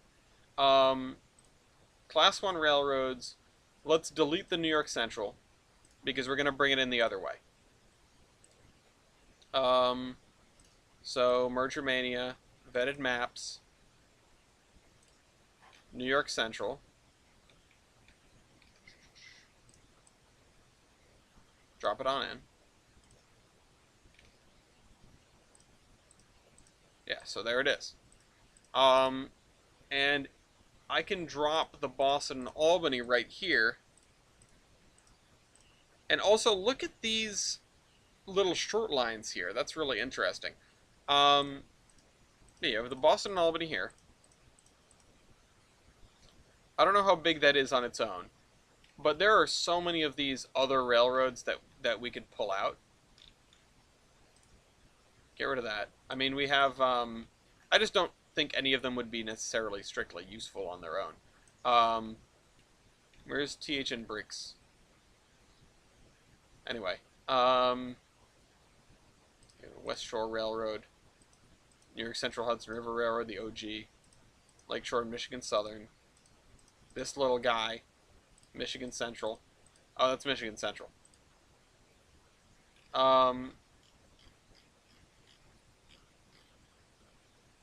Point is, there are a bunch of these things we could pull out if we really felt the need to. But I'm looking at just ditching the B and A. And if I pull that out, just put it on its own in temporary places, how does that shake up New England? This is an interesting one, but we'll ignore that for now. The other thing with the... Yeah, those things are not included in the Rutland. As a matter of fact, I should probably grab the Rutland and put it in here and fix it. Oops. Right, I can't do that. I have to drop it directly on the screen. There. Yeah. So, the Rutland is missing some pieces.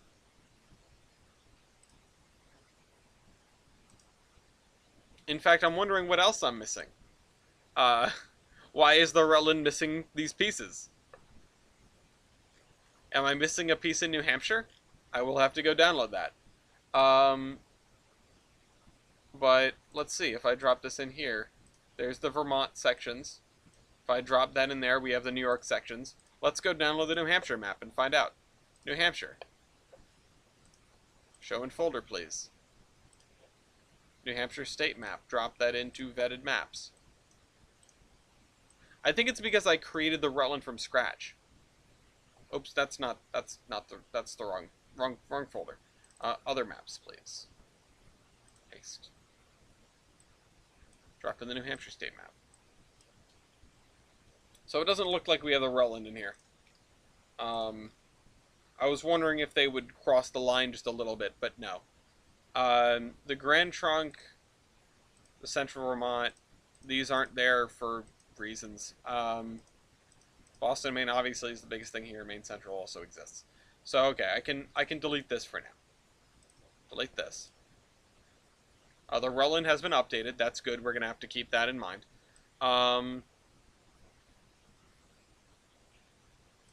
Now let's look at the Delaware and Hudson. So the D&H does get to this, which can then get to, say, the B&M, which, although the D&H goes to the B&M already. See, that's the issue that I'm coming across, is that even if we turn on everything in the New York State map, aside from the New York Central, the B&A is isolated. The B&A can get to the D&H, and that is it. Otherwise, it has to go... Oh, hey, look, yeah, there it is. Otherwise, it has to go via the New Haven, which is about $1 gazillion. But then it gets to here, and that's fine. So, I don't know. Is it worthwhile? Is it worth picking up? Or is it worth separating out? Honestly, I'm kind of torn. But I could do it. At least we fixed the Rutland. You know?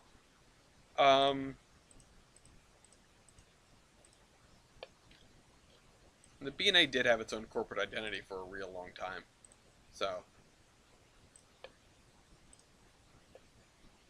there we go.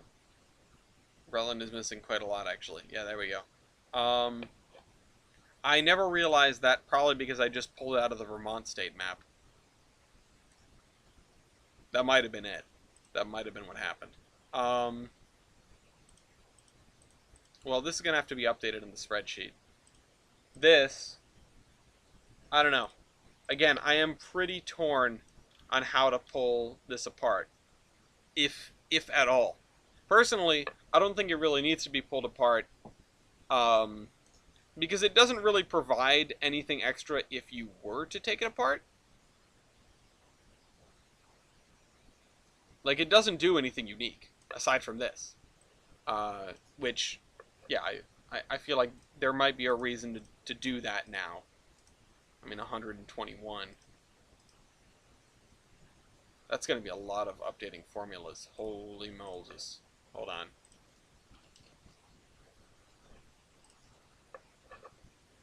If I look at this, in how many places does it add, or does it look for top to bottom? Not any of those.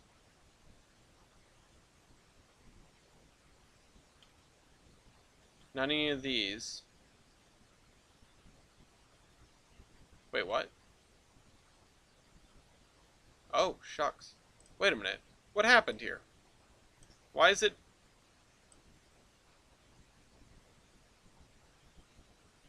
Why is it errored?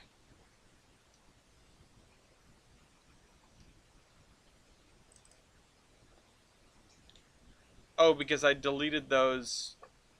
Deleted the things, did I? It should be... these. Oh, sorry. Oh! Oh, shoot! Oh, shoot! Okay, I deleted the thing. Oh my god, okay, I gotta fix this right now. I'm sorry. Last edit was 3 hours ago. When did I delete that thing? And let me just steal a formula from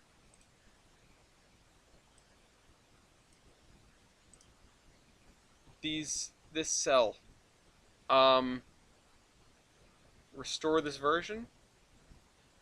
No, no, I don't want to restore the version. I just want to steal a thing from it. Okay, from work? Okay. Um,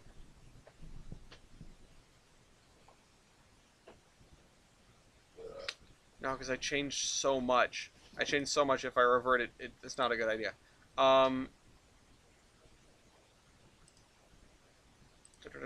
no, let's try this again.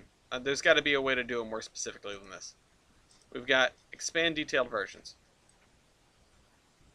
That I changed. What about those two? This. I shifted it down by 1.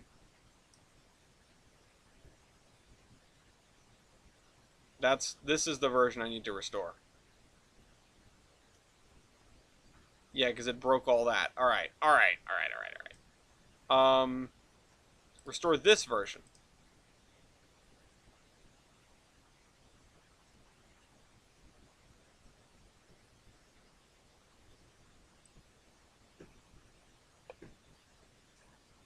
Wait, what? It didn't change it.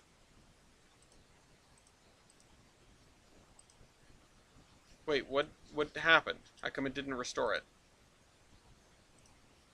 It's still broken. What's going on here? Because that's when I scooted the things down, I think.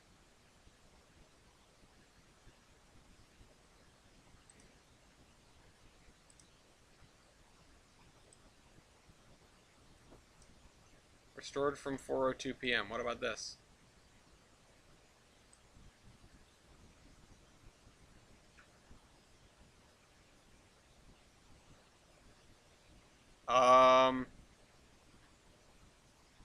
I don't understand what happened here. I'm not understanding this tool. Or the going back part. This is when I was just doing a lot of adjustments in terms of spacing.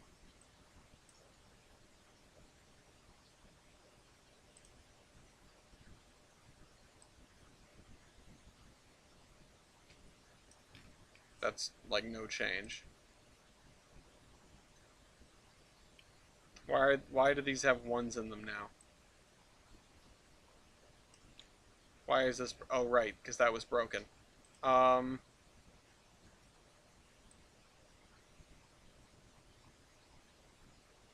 was this the version?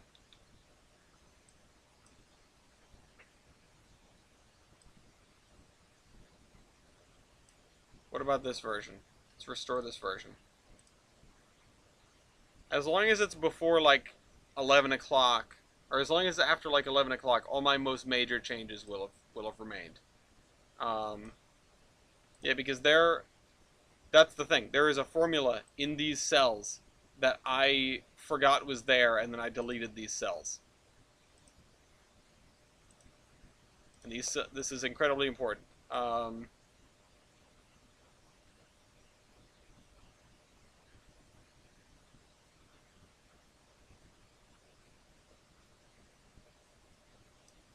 Yeah, as long as this works, as long as these are, yeah, it still says name there.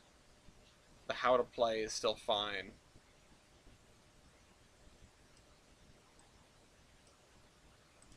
That's why I can't just mess with stuff. Okay, but anyway, I need to update the Rutland. This is taking a lot longer than I expected.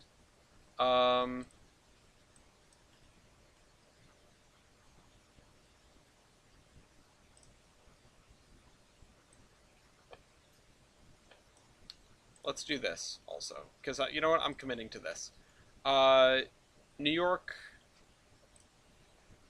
New York Central. Go into vetted maps. Take New York Central. Uh, wait, why is it that? Oh, right. Take New York Central, go into here, put it in other maps. Paste. New York Central. Let's just name it 2023 03 08 for when we got rid of it, when we made that change. And then I will save this. First of all, edit the name.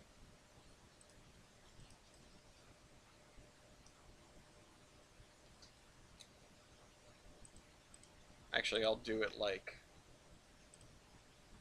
this. I'll save this. Save place as NewYorkCentral.kmz.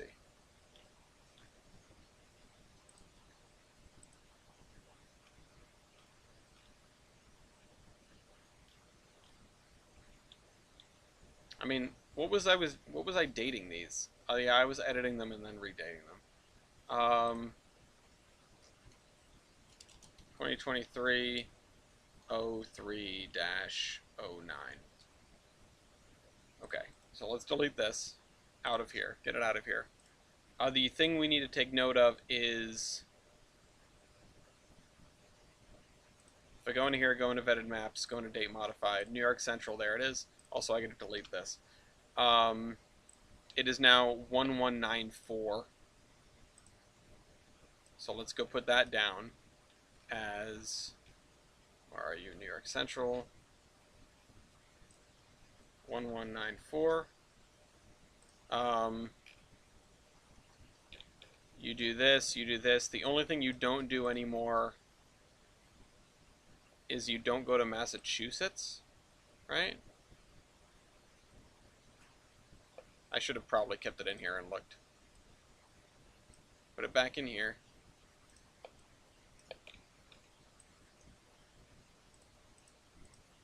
Yeah, you don't go to Massachusetts. I just need to take Massachusetts out of the thing. Which is MA. That's column AW. And it's gone. You also no longer go to the Boston metro area. Oh, shucks. What row was that? New York Central, row 89. Boston is column CC. There we go. Okay. So that cuts that down. Oh, wait. I said about the difficulty in adding a railroad. I didn't even check. S135. I mean, these I can just go over the whole thing, I'm pretty sure. And I think that's the only difference that it makes. I think that's the only difference. Yeah. That should be it. It really should be it.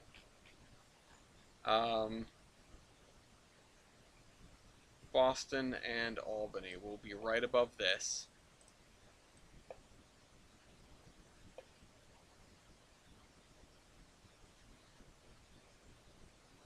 I forgot how much of a pain this was.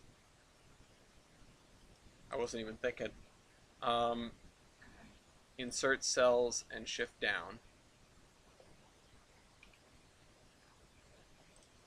I just made it think for a second. That's interesting. This goes just to the Boston metro area. I already know that. This goes just to Massachusetts. I don't think it goes anywhere else. Yep, just in Mass. Oops.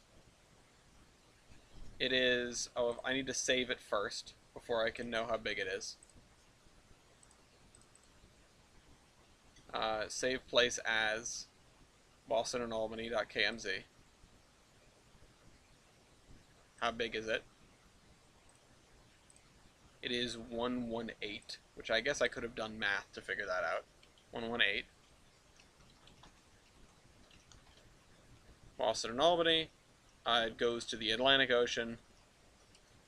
which is just 1. It goes to only the USA, which is just 1. And it goes to only Massachusetts. So, I guess there is another way deeper in to New England. It just doesn't get you very far. I guess you can break up somebody's Massachusetts monopoly without picking up either the New Haven or the Central, or yeah, or the B&M, or doing something really wacky. The other thing I need to do is come down here. This is a problem. I'm just gonna leave. I'm just gonna leave these down here. 121, which I think is about where we were when we originally created the game in terms of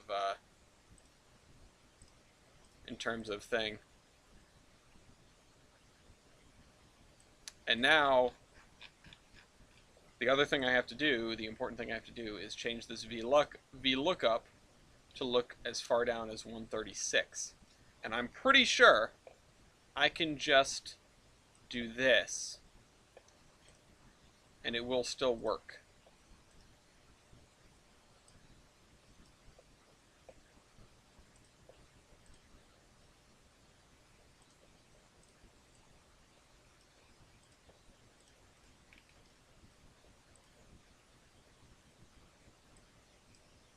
Six.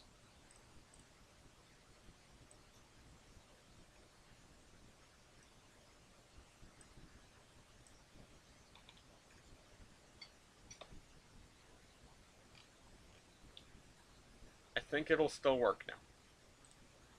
I mean, none of these other cells look for or know where the bottom of the row is. So, should be fine. I mean, let me just do a little demonstration here. Starting here, it's 1, 2, 3. And so it keeps track of number of states you're in, keeps track of monopolies. Now let me show you when somebody picks the ATSF how this jumps up. 13 states, 12 monopolies because nobody else is in any of those states. 3 coasts, 2 nations, 7 major cities. Santa Fe's a little OP. We tried to break them up and it didn't really work. So, you know, Santa Fe.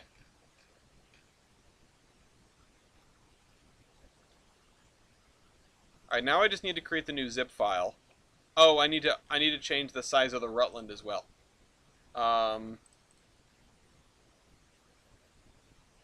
Save place as Rutland Railroad 2023-03-09. And then we'll go here into vetted maps, go find the Rutland, there you are. You were originally 56 kilobytes, I'm throwing you in other maps. And now you are 72 kilobytes. Wow. What a change. Alright. Rutland. 72 kilobytes. You also now have an additional state, which is New York.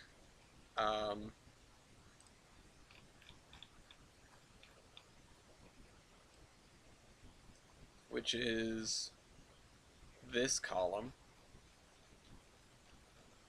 Oh, it already counted as New York. Okay, never mind. So that doesn't change. It just, the score goes up slightly. I thought that was really going to be a difference for the poor little Rutland. Anyway, let's just do this section.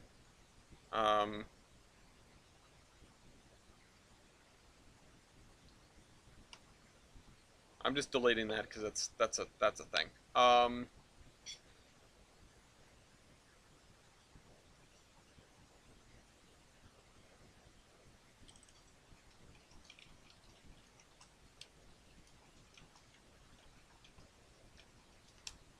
Only when different railroads.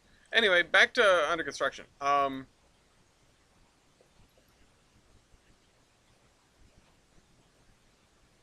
Show you something fun.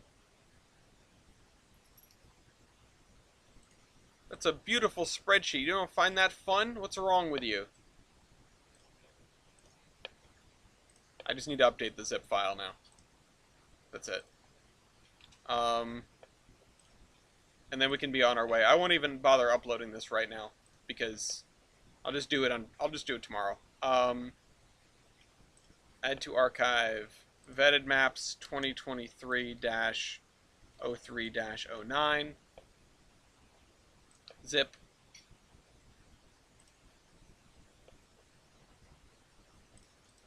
All right. Spreadsheet make head hurty. Listen, it came out wonderfully. I'm not gonna lie, I'm actually very happy with how that spreadsheet came out and the functions that it now has that it did not before. This town is looking very good. I like it a lot. Especially this area, this little secluded thing here. And I really like the shrub spline that we were using. I want to use it more. Where'd it go? I surrounded someone's house on 3 sides with it and thought it was really great. That's not you. It was on one of these corners. You! This just fence hedge is great. I mean, it could take you to Geiger City.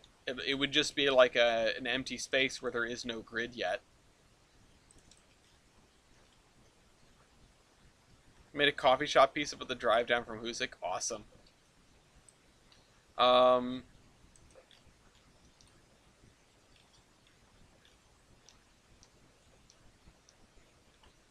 This I think is going to be mostly empty space, with some grass on it. I don't really know what I'm going to do with this. Oh wait, I need to do the thing, don't I? Oh no, yeah, I do. There we go.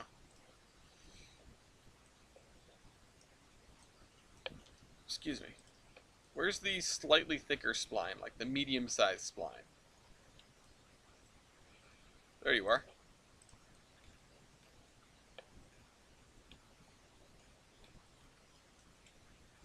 From perching my hand on the keyboard to do Trainz, to do under construction and MPS, my hand has really started to hurt.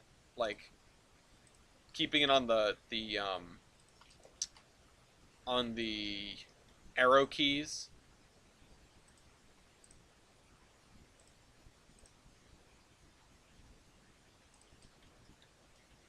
I don't know. It started to cramp. Like the back of my hand where my wrist meets my hand. I don't know if I should be alarmed.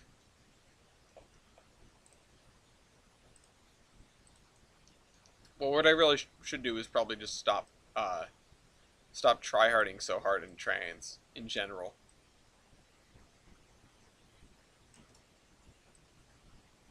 But you know, can't stop, won't stop.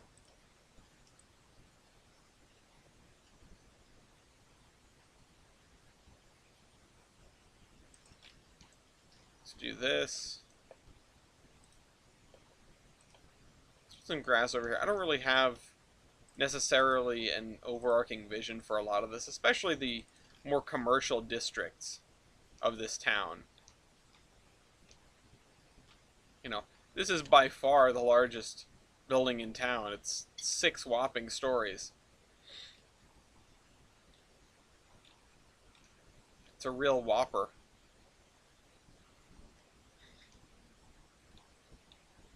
All I had to do was say that, and Gloria started singing the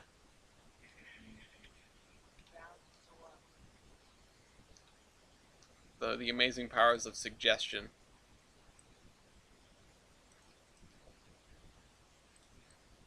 Just slipping Whopper into everyday conversations more and more often until somebody calls you out on it. No, Burger King does not sponsor me. But, let's see. Do we have a Burger King? No, we have the Hamburger Station, which I think I put down somewhere already.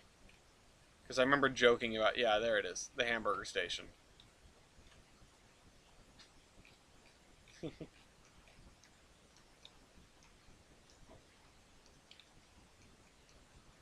Um, let's see. I started saying Whopper, Whopper, Whopper, and everyone yelled at me. Are you guys? Are you guys? Oh, you guys are watch partying over there. Nice. Um, I don't really have anything else exciting to move on to. Is the thing. We need to get done with Pan Am, and we need to get out of here. Uh, the only other like really big question that remains is this river and this factory. I like how the map is done basically up to this road. And yeah, we do have to do our little orchard here and whatever this space in between these two roads is going to be. But there's just it just drops off immediately. And I think that's actually a good thing. I feel like that speaks uh, relatively well towards our MO here, towards the way I'm operating, which is, to sort of take things in segments and finish one segment before I move on to the next. The same thing that I'm forcing upon everyone in MPS. Uh, but it's for everyone's own damn good. Point is, it seems to be working well over here. I seem to be following my prescribed way of putting the world together so that I don't get too overwhelmed. You know, as long as I am pushing myself to finish a section, like as long as the section that I'm pushing myself to finish is relatively small and I can make visible progress on it um, every time I do something, every time I sit down here and work, then I think that's kind of a good thing. I think this is, I think it sort of staves off burnout. I mean, the part of it is that I do I have to sit down and work on this every week. And I can't, I can't be like, I'm not really going to today unless I have got a really good reason to. Um, but that that sort of goes along with as long as there is sort of visible progress, I will want to be able to continue looking on it because I will be able to always look at what we've done at the end of an episode and say like, look, the world is noticeably more complete than before. And that's the thing. I mean, doing segments is good. Doing segments that are too large to the point where you lose track of where you're working, uh, I feel like you just get into the same, like you might as well not do segments at that point. There's a point at which it gets too big to reasonably always make visible progress on at the end of a session, even one of several hours, and then you're prone to feeling, maybe not even consciously, but feeling like, wow, I'm not actually making any headway. You don't get the fun chemicals in your brain like, yes, you have completed a task, or at least you're watching number go up.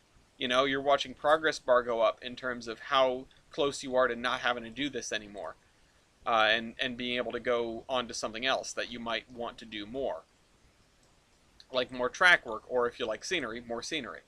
Um, I don't know.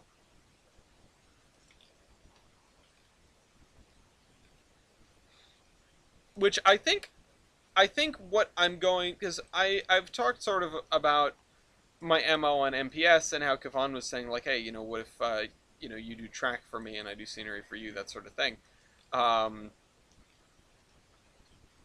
and I didn't really know how to respond to that because I felt like I wasn't going to be able to commit. Um, but I think at this point I'm willing to. So I've been doing a lot of work in Geiger. Um, and that has been very fun. It's been very interesting. There's been a lot of constraints that I've had to sort of figure out. I did most of the track work in the town Easton I have as well, which is called Charlotte. And and I'm not trying to take ownership of that and say that like East hasn't done track work, uh, because he did his part. But I sort of took charge and I built this yard and I did this other thing, and I'm totally okay with that. I was happy to do it, and so I feel like, especially when what I'm doing on Tolbrand mostly is this. Uh, I would be more than happy to jump in and do track work for people. Um, oi, yeah. No, you did plenty of work, especially towards the Y. Um, but the like basic arrangement of how we weave together, uh, I'm pretty sure I can't remember because it's been so many years. And correct me if I'm wrong, because I might just straight up be wrong. But I remember building most of that, or I at least remember taking charge of it and saying, okay, this is what we're gonna do. I'm gonna come in here and you're gonna go out there. Um, hello, lad. Um, and I would be more than happy to do that, especially if because we were sort of brainstorming about what the city of Edgar in MPS is about. Uh, how old is it? That sort of thing. And just how it fits into the region as a whole, because we started talking about like the actual lore of the region, which is something that should probably get written down instead of its remaining oral history. But it's just the way it is sometimes.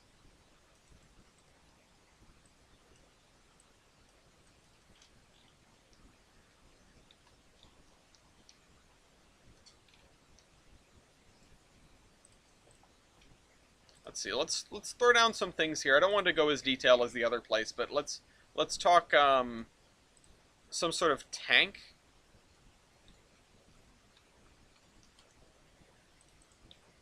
I don't know what the heck that is. That is a bunch of cinder blocks. Um,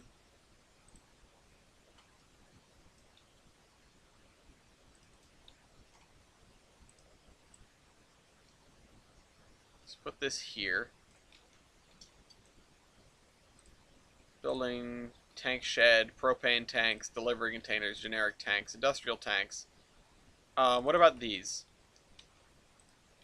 Actually, kind of like these.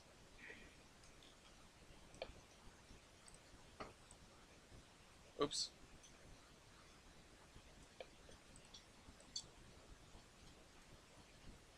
Put this one over here. Put these over here, but face them this way, maybe. Right, no. Face them this way, those things go into the ground. Um, what is this? Oh yeah, let's do this. I don't even know, like, this is like a sewage treatment plant sort of thing. But, I mean, it sure as hell isn't the community pool, I'll say that much. But if I put this like this, there's something going on here. Some sort of water purification. And then let's do a water tower. Like a proper one. It has to be taller than the tallest building or they won't have any water pressure. Uh, let's do this one. Okay, unfortunately it has a name on it. But we'll just say he's the guy who owns the Stagnaro company, and he wanted his name on it.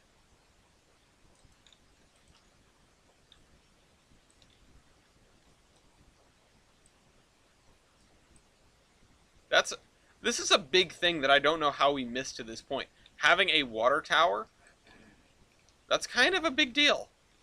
They're kind of a staple of a town like this. To the point where TJ, we were, what was it? We identified whatever town it was. Was it Gardner? No, it was I remember the name of it. I remember vaguely what it was, but the name is escaping me. But you know, we identified that town based on the water tower. Um, and that was really cool. Again, they're like a staple in these places. Epping, thank you. I knew it started with a vowel, um, but I knew it wasn't Athol, which is what was screwing me up. My brain just kept coming back to Athol.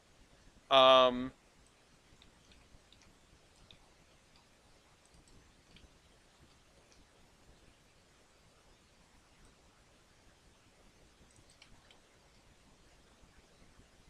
okay, as cool as that is, that does not keep people out.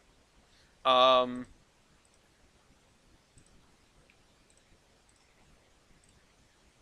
industrial fence. I mean, I could just do a good old industrial fence.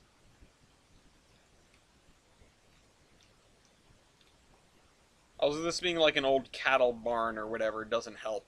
Uh, doesn't help appearances.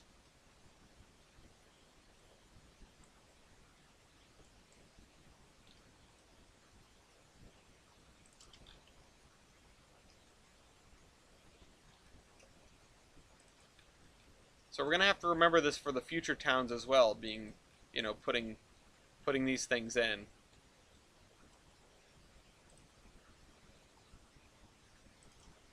Let's see, what about a gate? We need some kind of gate.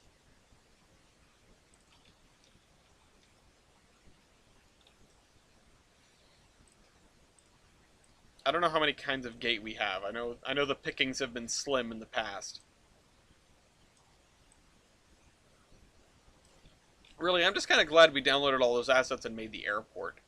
That's such a random little thing that came to mind. It's just, why didn't we think of this sooner with Pan Am? Um,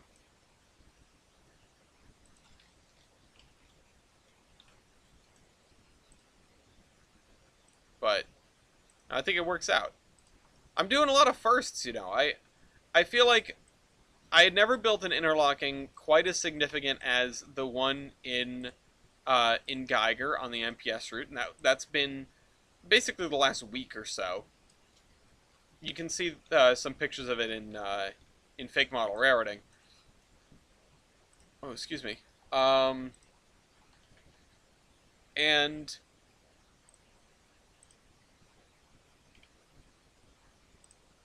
hang on. Oh yeah, corrugated hut, huh? Uh, I gotta keep that one in mind, actually.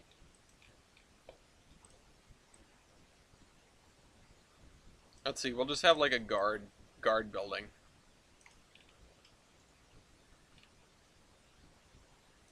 Or we'll put it here so that the guard could see people coming down the driveway. There we go. We have the water compound. And building this is brand new to me. Building this is brand new to me. I'd never built any sort of airport. Honestly, this is super great. It's the dirt strip. Oh, there's a I can unpause it? That's interesting. I wonder what the hell that does. I should probably make a copy of the route before I figure that out.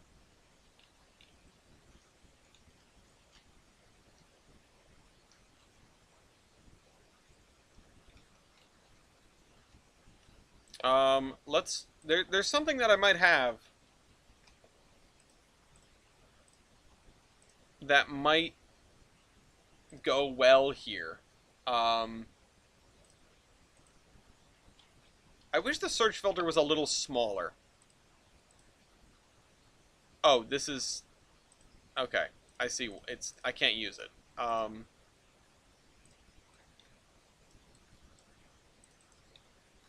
Holy Jesus! I thought that was maybe half the size, if that. Um, because I wanted to take this and I wanted to put it just right here, like attached to the building. Oh, there's this. I have this. I'll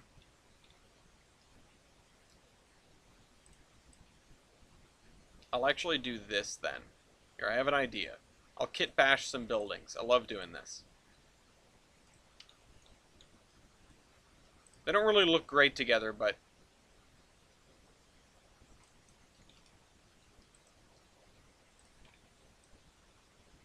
Can I scoot this in far enough that... No. Oh, I can scoot it in and down, probably. Now, how much do I have to lower this before the roofs work together?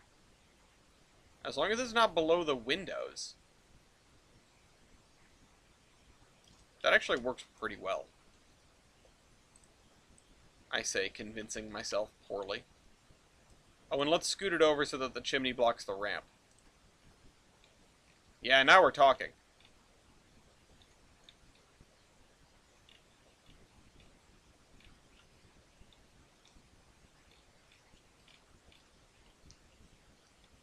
Okay.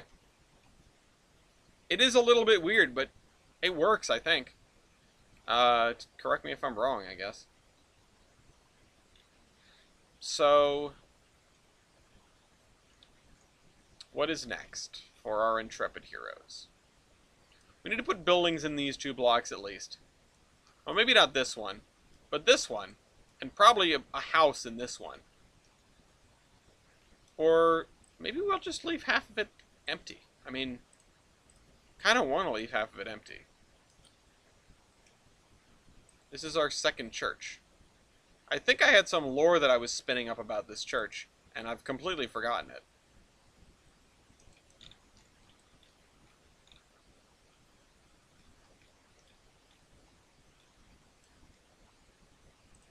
Give me this for the parking lot. And let's put this, like this. Again, it's, as the folks over at, sounds like there should be an asset that's literally only roof tile, so if you wanted the roofs to look the same, you could cover them. Yeah, that'd be cool, but you'd need, like, every angle of roof possible. I mean, at that point you're getting into kit buildings, which are really neat. They're a really neat thing in Trainz. However, there's so much effort to make a half-decent looking kit building out of the kit building pieces. Especially like the warehouse kits, factory kits. They're out there. Single plane, well, you'd still need to know what pitch.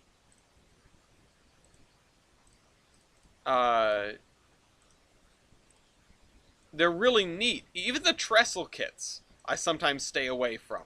The trestle kits are easier to work with because you're just working in a straight line.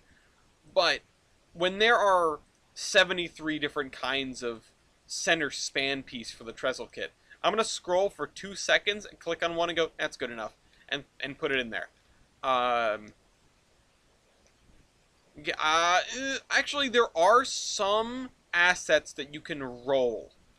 I suppose you could probably do that. I don't take it for granted. It doesn't come to mind right away. That's the thing. There are some assets you can roll. Most assets you cannot roll. If you were to make a single side of a roof and made it rollable, yeah, actually that would possibly be pretty useful. As long as you had some actual assets that like also use that roof texture that that could go with it, right? But yeah, most assets don't roll. So, not that that'd be a problem if you were making the thing from scratch. I mean, that would be kind of an interesting interesting thing as like, oh, I want to learn how to make a Trainz model. Well, how about just making a flat piece of like a single polygon that is tiltable and has this texture on it? That's my first Trainz model right there.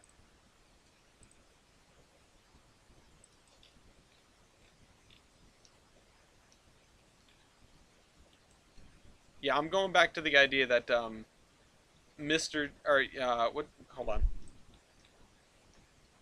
Bolivar Stagnaro was born in the tiny town of Pan Am, went on to make a bajillion dollars fishing, running his canning company, and then came back and was like, I'm going to provide fresh water to my childhood town, but you have to put my first name on the water tower.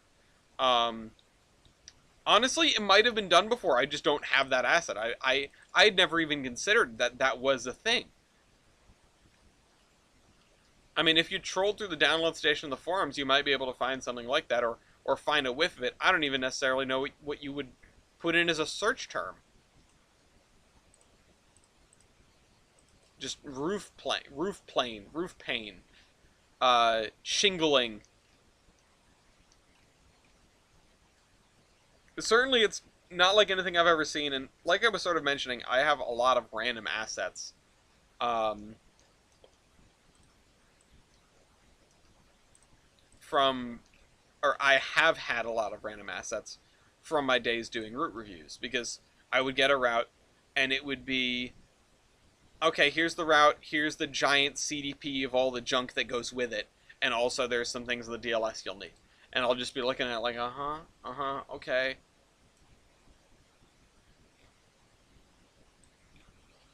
And then I'll find all these random things. I'll find all these random things when I'm trying to make a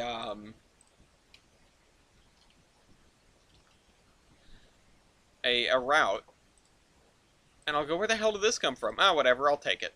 You know? Oh, we have a we have to make a Taco Hell. God damn it. Um, we have to make a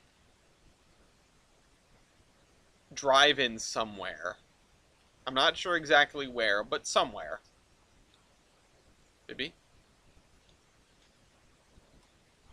Come here, you might want to see this. Just, I won't spoil it. Oops. No. So I was looking for restaurants. Taco Bell. No. Taco. Oh.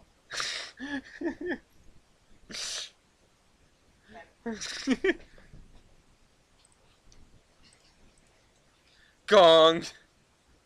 Hey, you want to see something cool? Alright. I do want to flesh out this side of town a little bit more. Every building I build is another step towards finishing this town. Yo, a Denny's? One of the layouts you get a drive-in modeled. Does it play movies? There was a layout at the Big E that was playing movies on the thing. I mean, you probably saw it. Well, you probably remember it, I should say. I'm just scrolling through stuff now. Seaside Fish Box. I know a way to use that. More motels. So a mini motor was installed under one of the parking lots. Okay.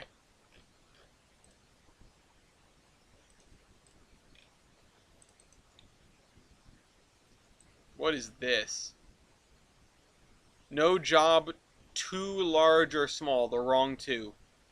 New and used farm machinery sales and service with absolutely atrocious kerning. The G-gauge layout by... Oh, right. There was that one, too. That's right. There was another one that I was thinking of. Which was, I think, the Reading layout. They had a thing I was playing... It was playing Short Circuit. And, somebody had to press play again. It had stopped.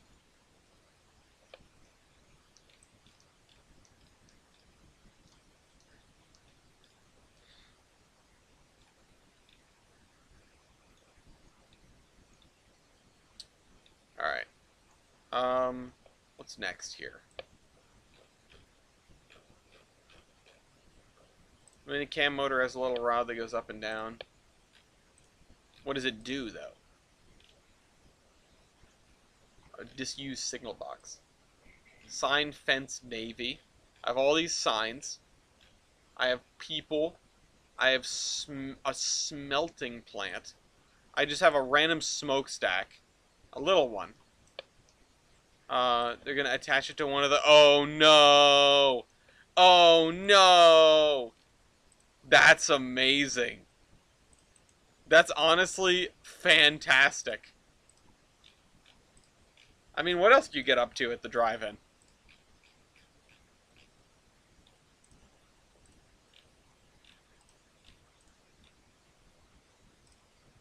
Uh, I could do. Oh man, somewhere I've got to have a thing like out by Strasbourg where there's just the giant hotel that looks like a steamboat. That's an idea. Station Pioneer Mill. This is really cute. Is that 2 foot? Do I have anything 2 foot? No, I don't have the things downloaded. Oh wait, I do have the things downloaded. I have at least the yeah, I have the flat cars. That's it.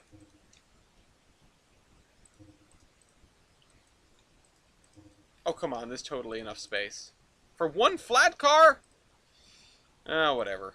Wait a minute, what track is this? Yeah, loading a porno onto it. Nice.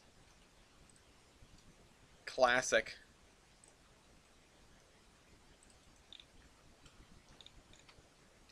Oh, back up. This is, I think, 600 millimeter gauge track. I might have just looked at the thing. No, it says 2 foot track. That's really close.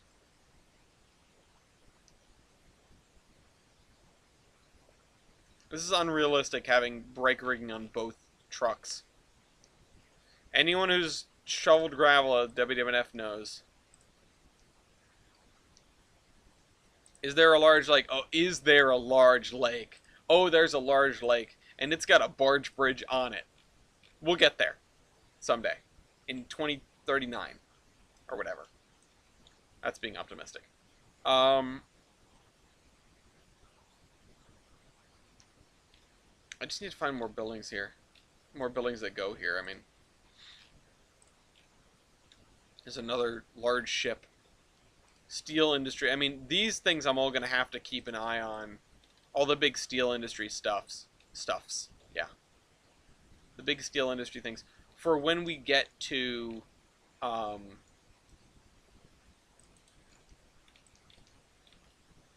when we get to...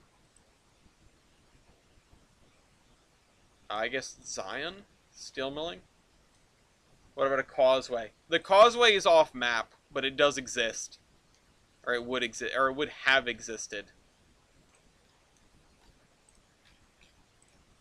I mean, since you don't know about that, since you've never heard me talk about it, I'll tell you that there is a barge bridge. Where is it? I think that's not it. Truss bridge with pipes. Port Clinton lift bridge. No, we're using that though.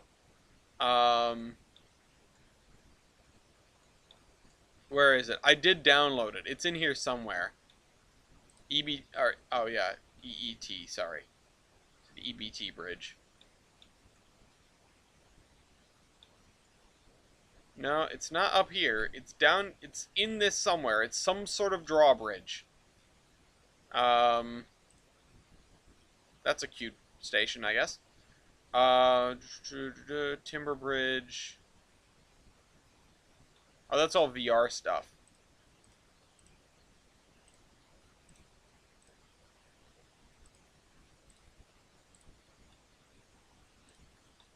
RUS bridge. Oh, wait. Pontoon bridge. I scrolled right by it.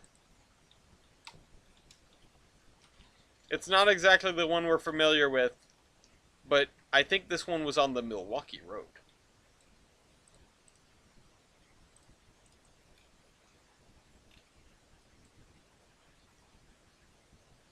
This one I think will just close upon approach.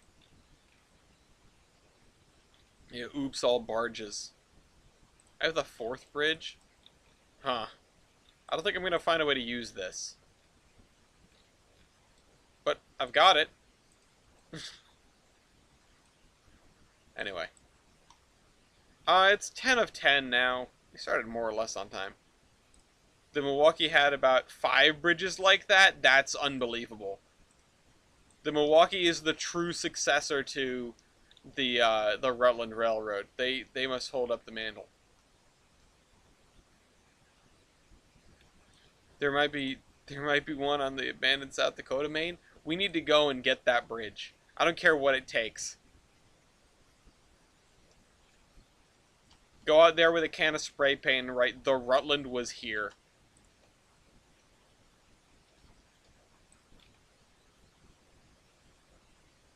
Why is my Scotland flag being replaced by a black flag emoji? Because you're now a pirate. Oh, we got a Wendy's? Oh, what if we had like a White Castle? White Castle is a really old thing, isn't it?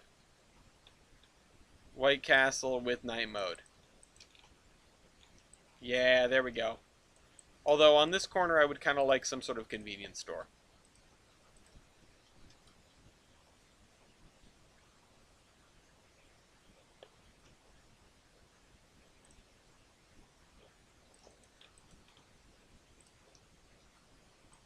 The spin is, yeah, by the Addison gang.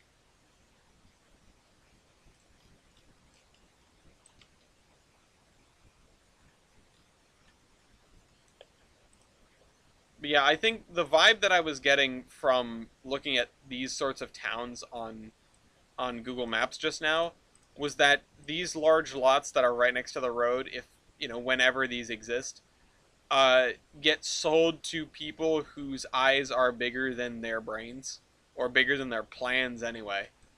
Um, and you just have these areas with nothing in them.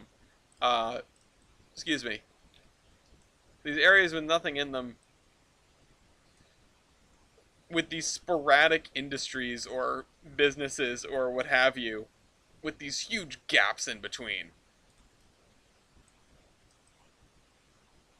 And I guess again, I can only assume that it's because of like people just going like, "Oh, I need a lot," in the city being like, "Well, we have this giant lot for you," and they're going, "Oh, I mean, if it's a good deal, I'll take it."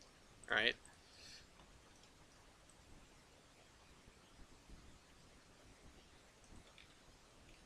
And wacky zoning laws, that also helps. That also helps make things weird. Um, I mean, yeah, if you've zoned these, it's less a question of zoning laws and more a question of lot size. Like if you're not allowed to subdivide, uh, based on what I was, again, based on what I was seeing, based on the town I was looking at in Iowa, um, where these lots presumably got sold off to people who had much smaller ambitions than the lots might have been otherwise designed for. Um, looks perfect building a giant model air, making a club, yeah. Um,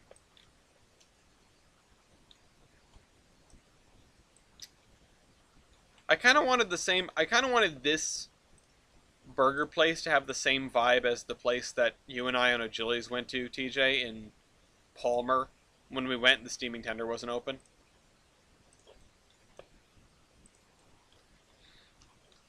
That's just what I think of when I think of a little place like this. Kind of want to go back there. I don't remember if I really enjoyed the food. I remember just being disappointed that it wasn't steaming tender. But then again, I don't know why I would go to Palmer and not go to steaming tender.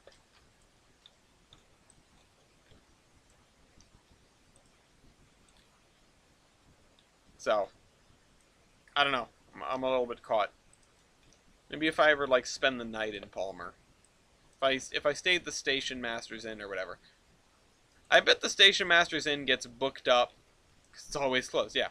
Uh, I bet the Station Masters Inn gets booked up like 2 years in advance of the Big E. It's just an immediate buy. I bet. I mean, it's such a cool place. I don't really blame anyone, but just the thought of like, oh, I'd love to stay there because it'd be really neat. Every single other foamer has that same idea. I bet.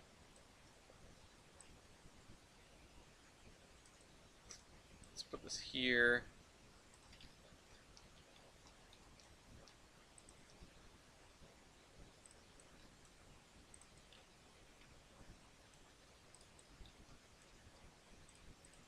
I mean, I guess we're just gonna go until the bell.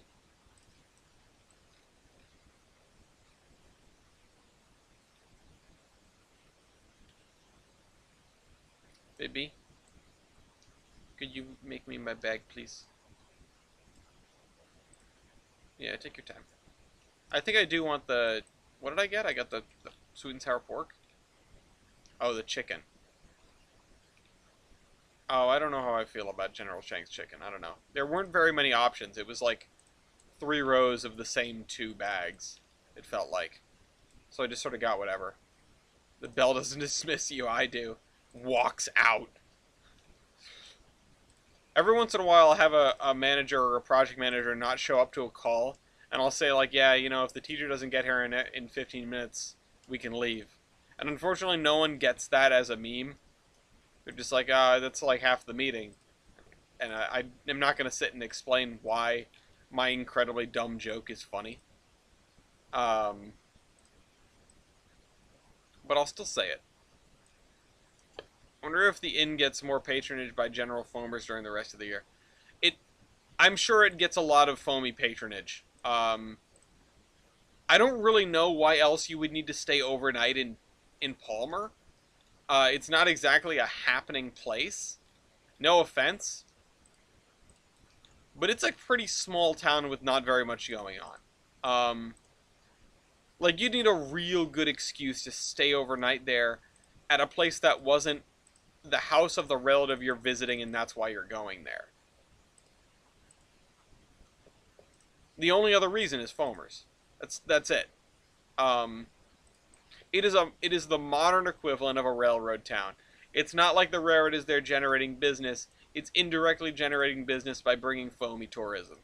But not like it's not like a DNS type of railroad where people know that it's a foamy tourist railroad. It's just G&W. Hey Mopac, I'm live for another 5 minutes. I was at the beginning of the stream gonna joke about the people that show up later, not even like late, and not even like, you know, right at the end of the stream, but the people that show up later and are like, oh hey, you know, I'm here now. What did I miss? And we can always say you missed Tetris or you missed not Tetris, because that's what we open the stream with now.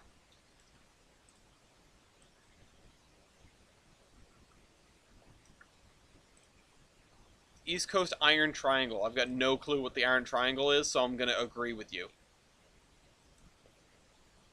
If it's something that's that obscure that I've just straight up never heard of it, yes, I agree. It sounds just as obscure as the steaming tender, or as like anything in Palmer is supposed to be. I had to do an hour and a half lab that took 3 hours. That blows. That's... I remember hating doing lab, just anything lab, for school.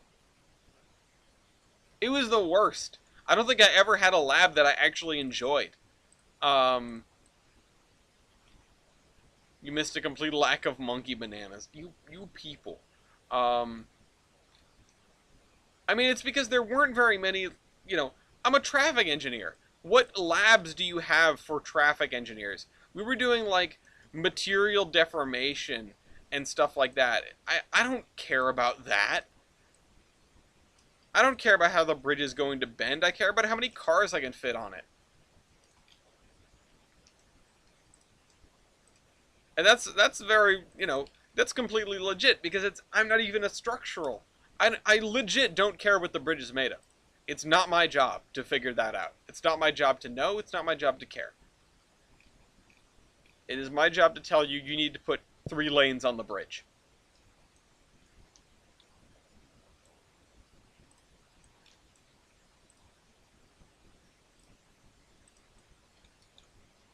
Just 1 more lane, bro. There we go. Let's put that there. I just didn't like, oh, incompatible spline? Well, I was trying to grab, thanks. I don't know. I didn't like the extra work. I guess it's the same reason that I didn't like, that I never did honors or AP courses, except for the 2 times I was bamboozled into it. I just don't want to do more work than like the most basic get done with school and get the hell out of here sort of work. And it's not because I was super excited to start my career. I feel like I'm way lazier. Like, I have a degree from RPI. Everyone thinks that I must have like this certain amount of studiousness. Everyone, oh wow, you made it through like a really rigorous school. I'm like, yeah, I don't know how. I don't know. I don't even know how I got in. You know, people. I surround myself with the people who are ostensibly my peers and are just like, oh, AP this and honors that. Reminiscing about the tough classes that they took, and I'm just here going like, yeah, I didn't do any of that. Um, I still don't know how to study. At some point, I'm gonna have to get my PE, and I don't know how the hell I'm gonna do that. I don't know how I got my FE. I walked in, I took the test, I went, well, I failed, and then I got an email that said, you did it.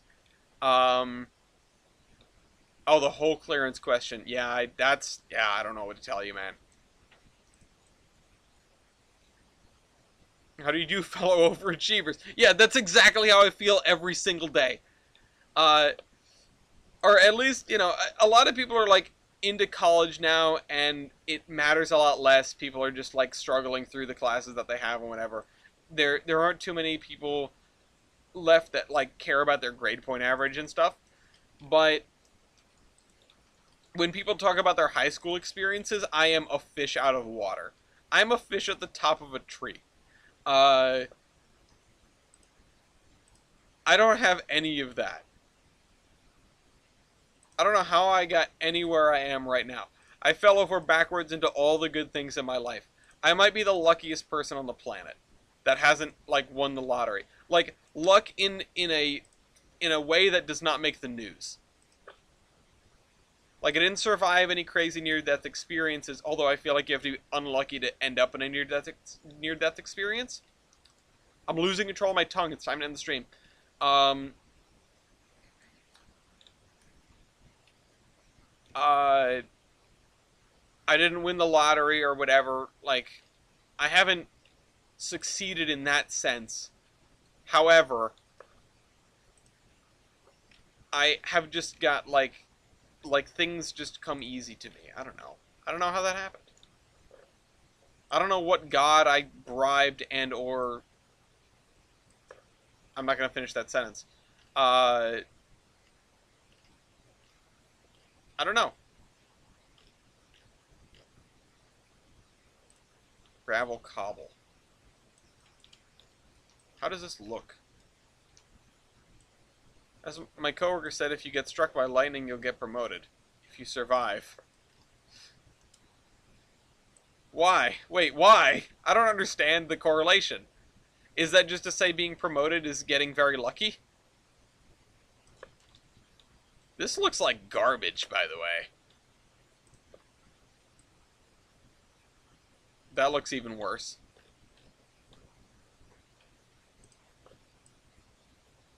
This looks marginally better.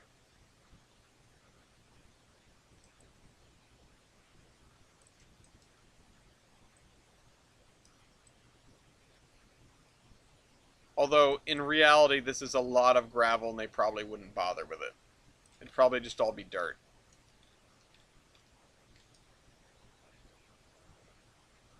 Well, I'm gonna wrap this up, so I guess, it's entirely possible that Mopac will never be able to explain to me, um, why, oh, something terrible happened and wound up being a good thing in the end. Ah, okay, yeah, that makes sense.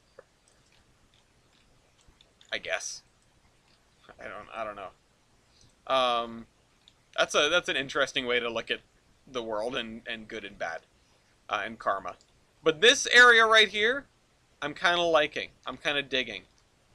We finally have one street done all the way from the main road to the rail line. And I see the light at the end of the tunnel for at least most of Pan Am, barring the mill. Don't know how to do the mill. Figure that out later. Something we need in Geiger is a locomotive works. Or at least near Geiger. Anyway, hope you guys enjoyed this video. I'll see you next week. This is the Admiral, signing off. I got even shorter.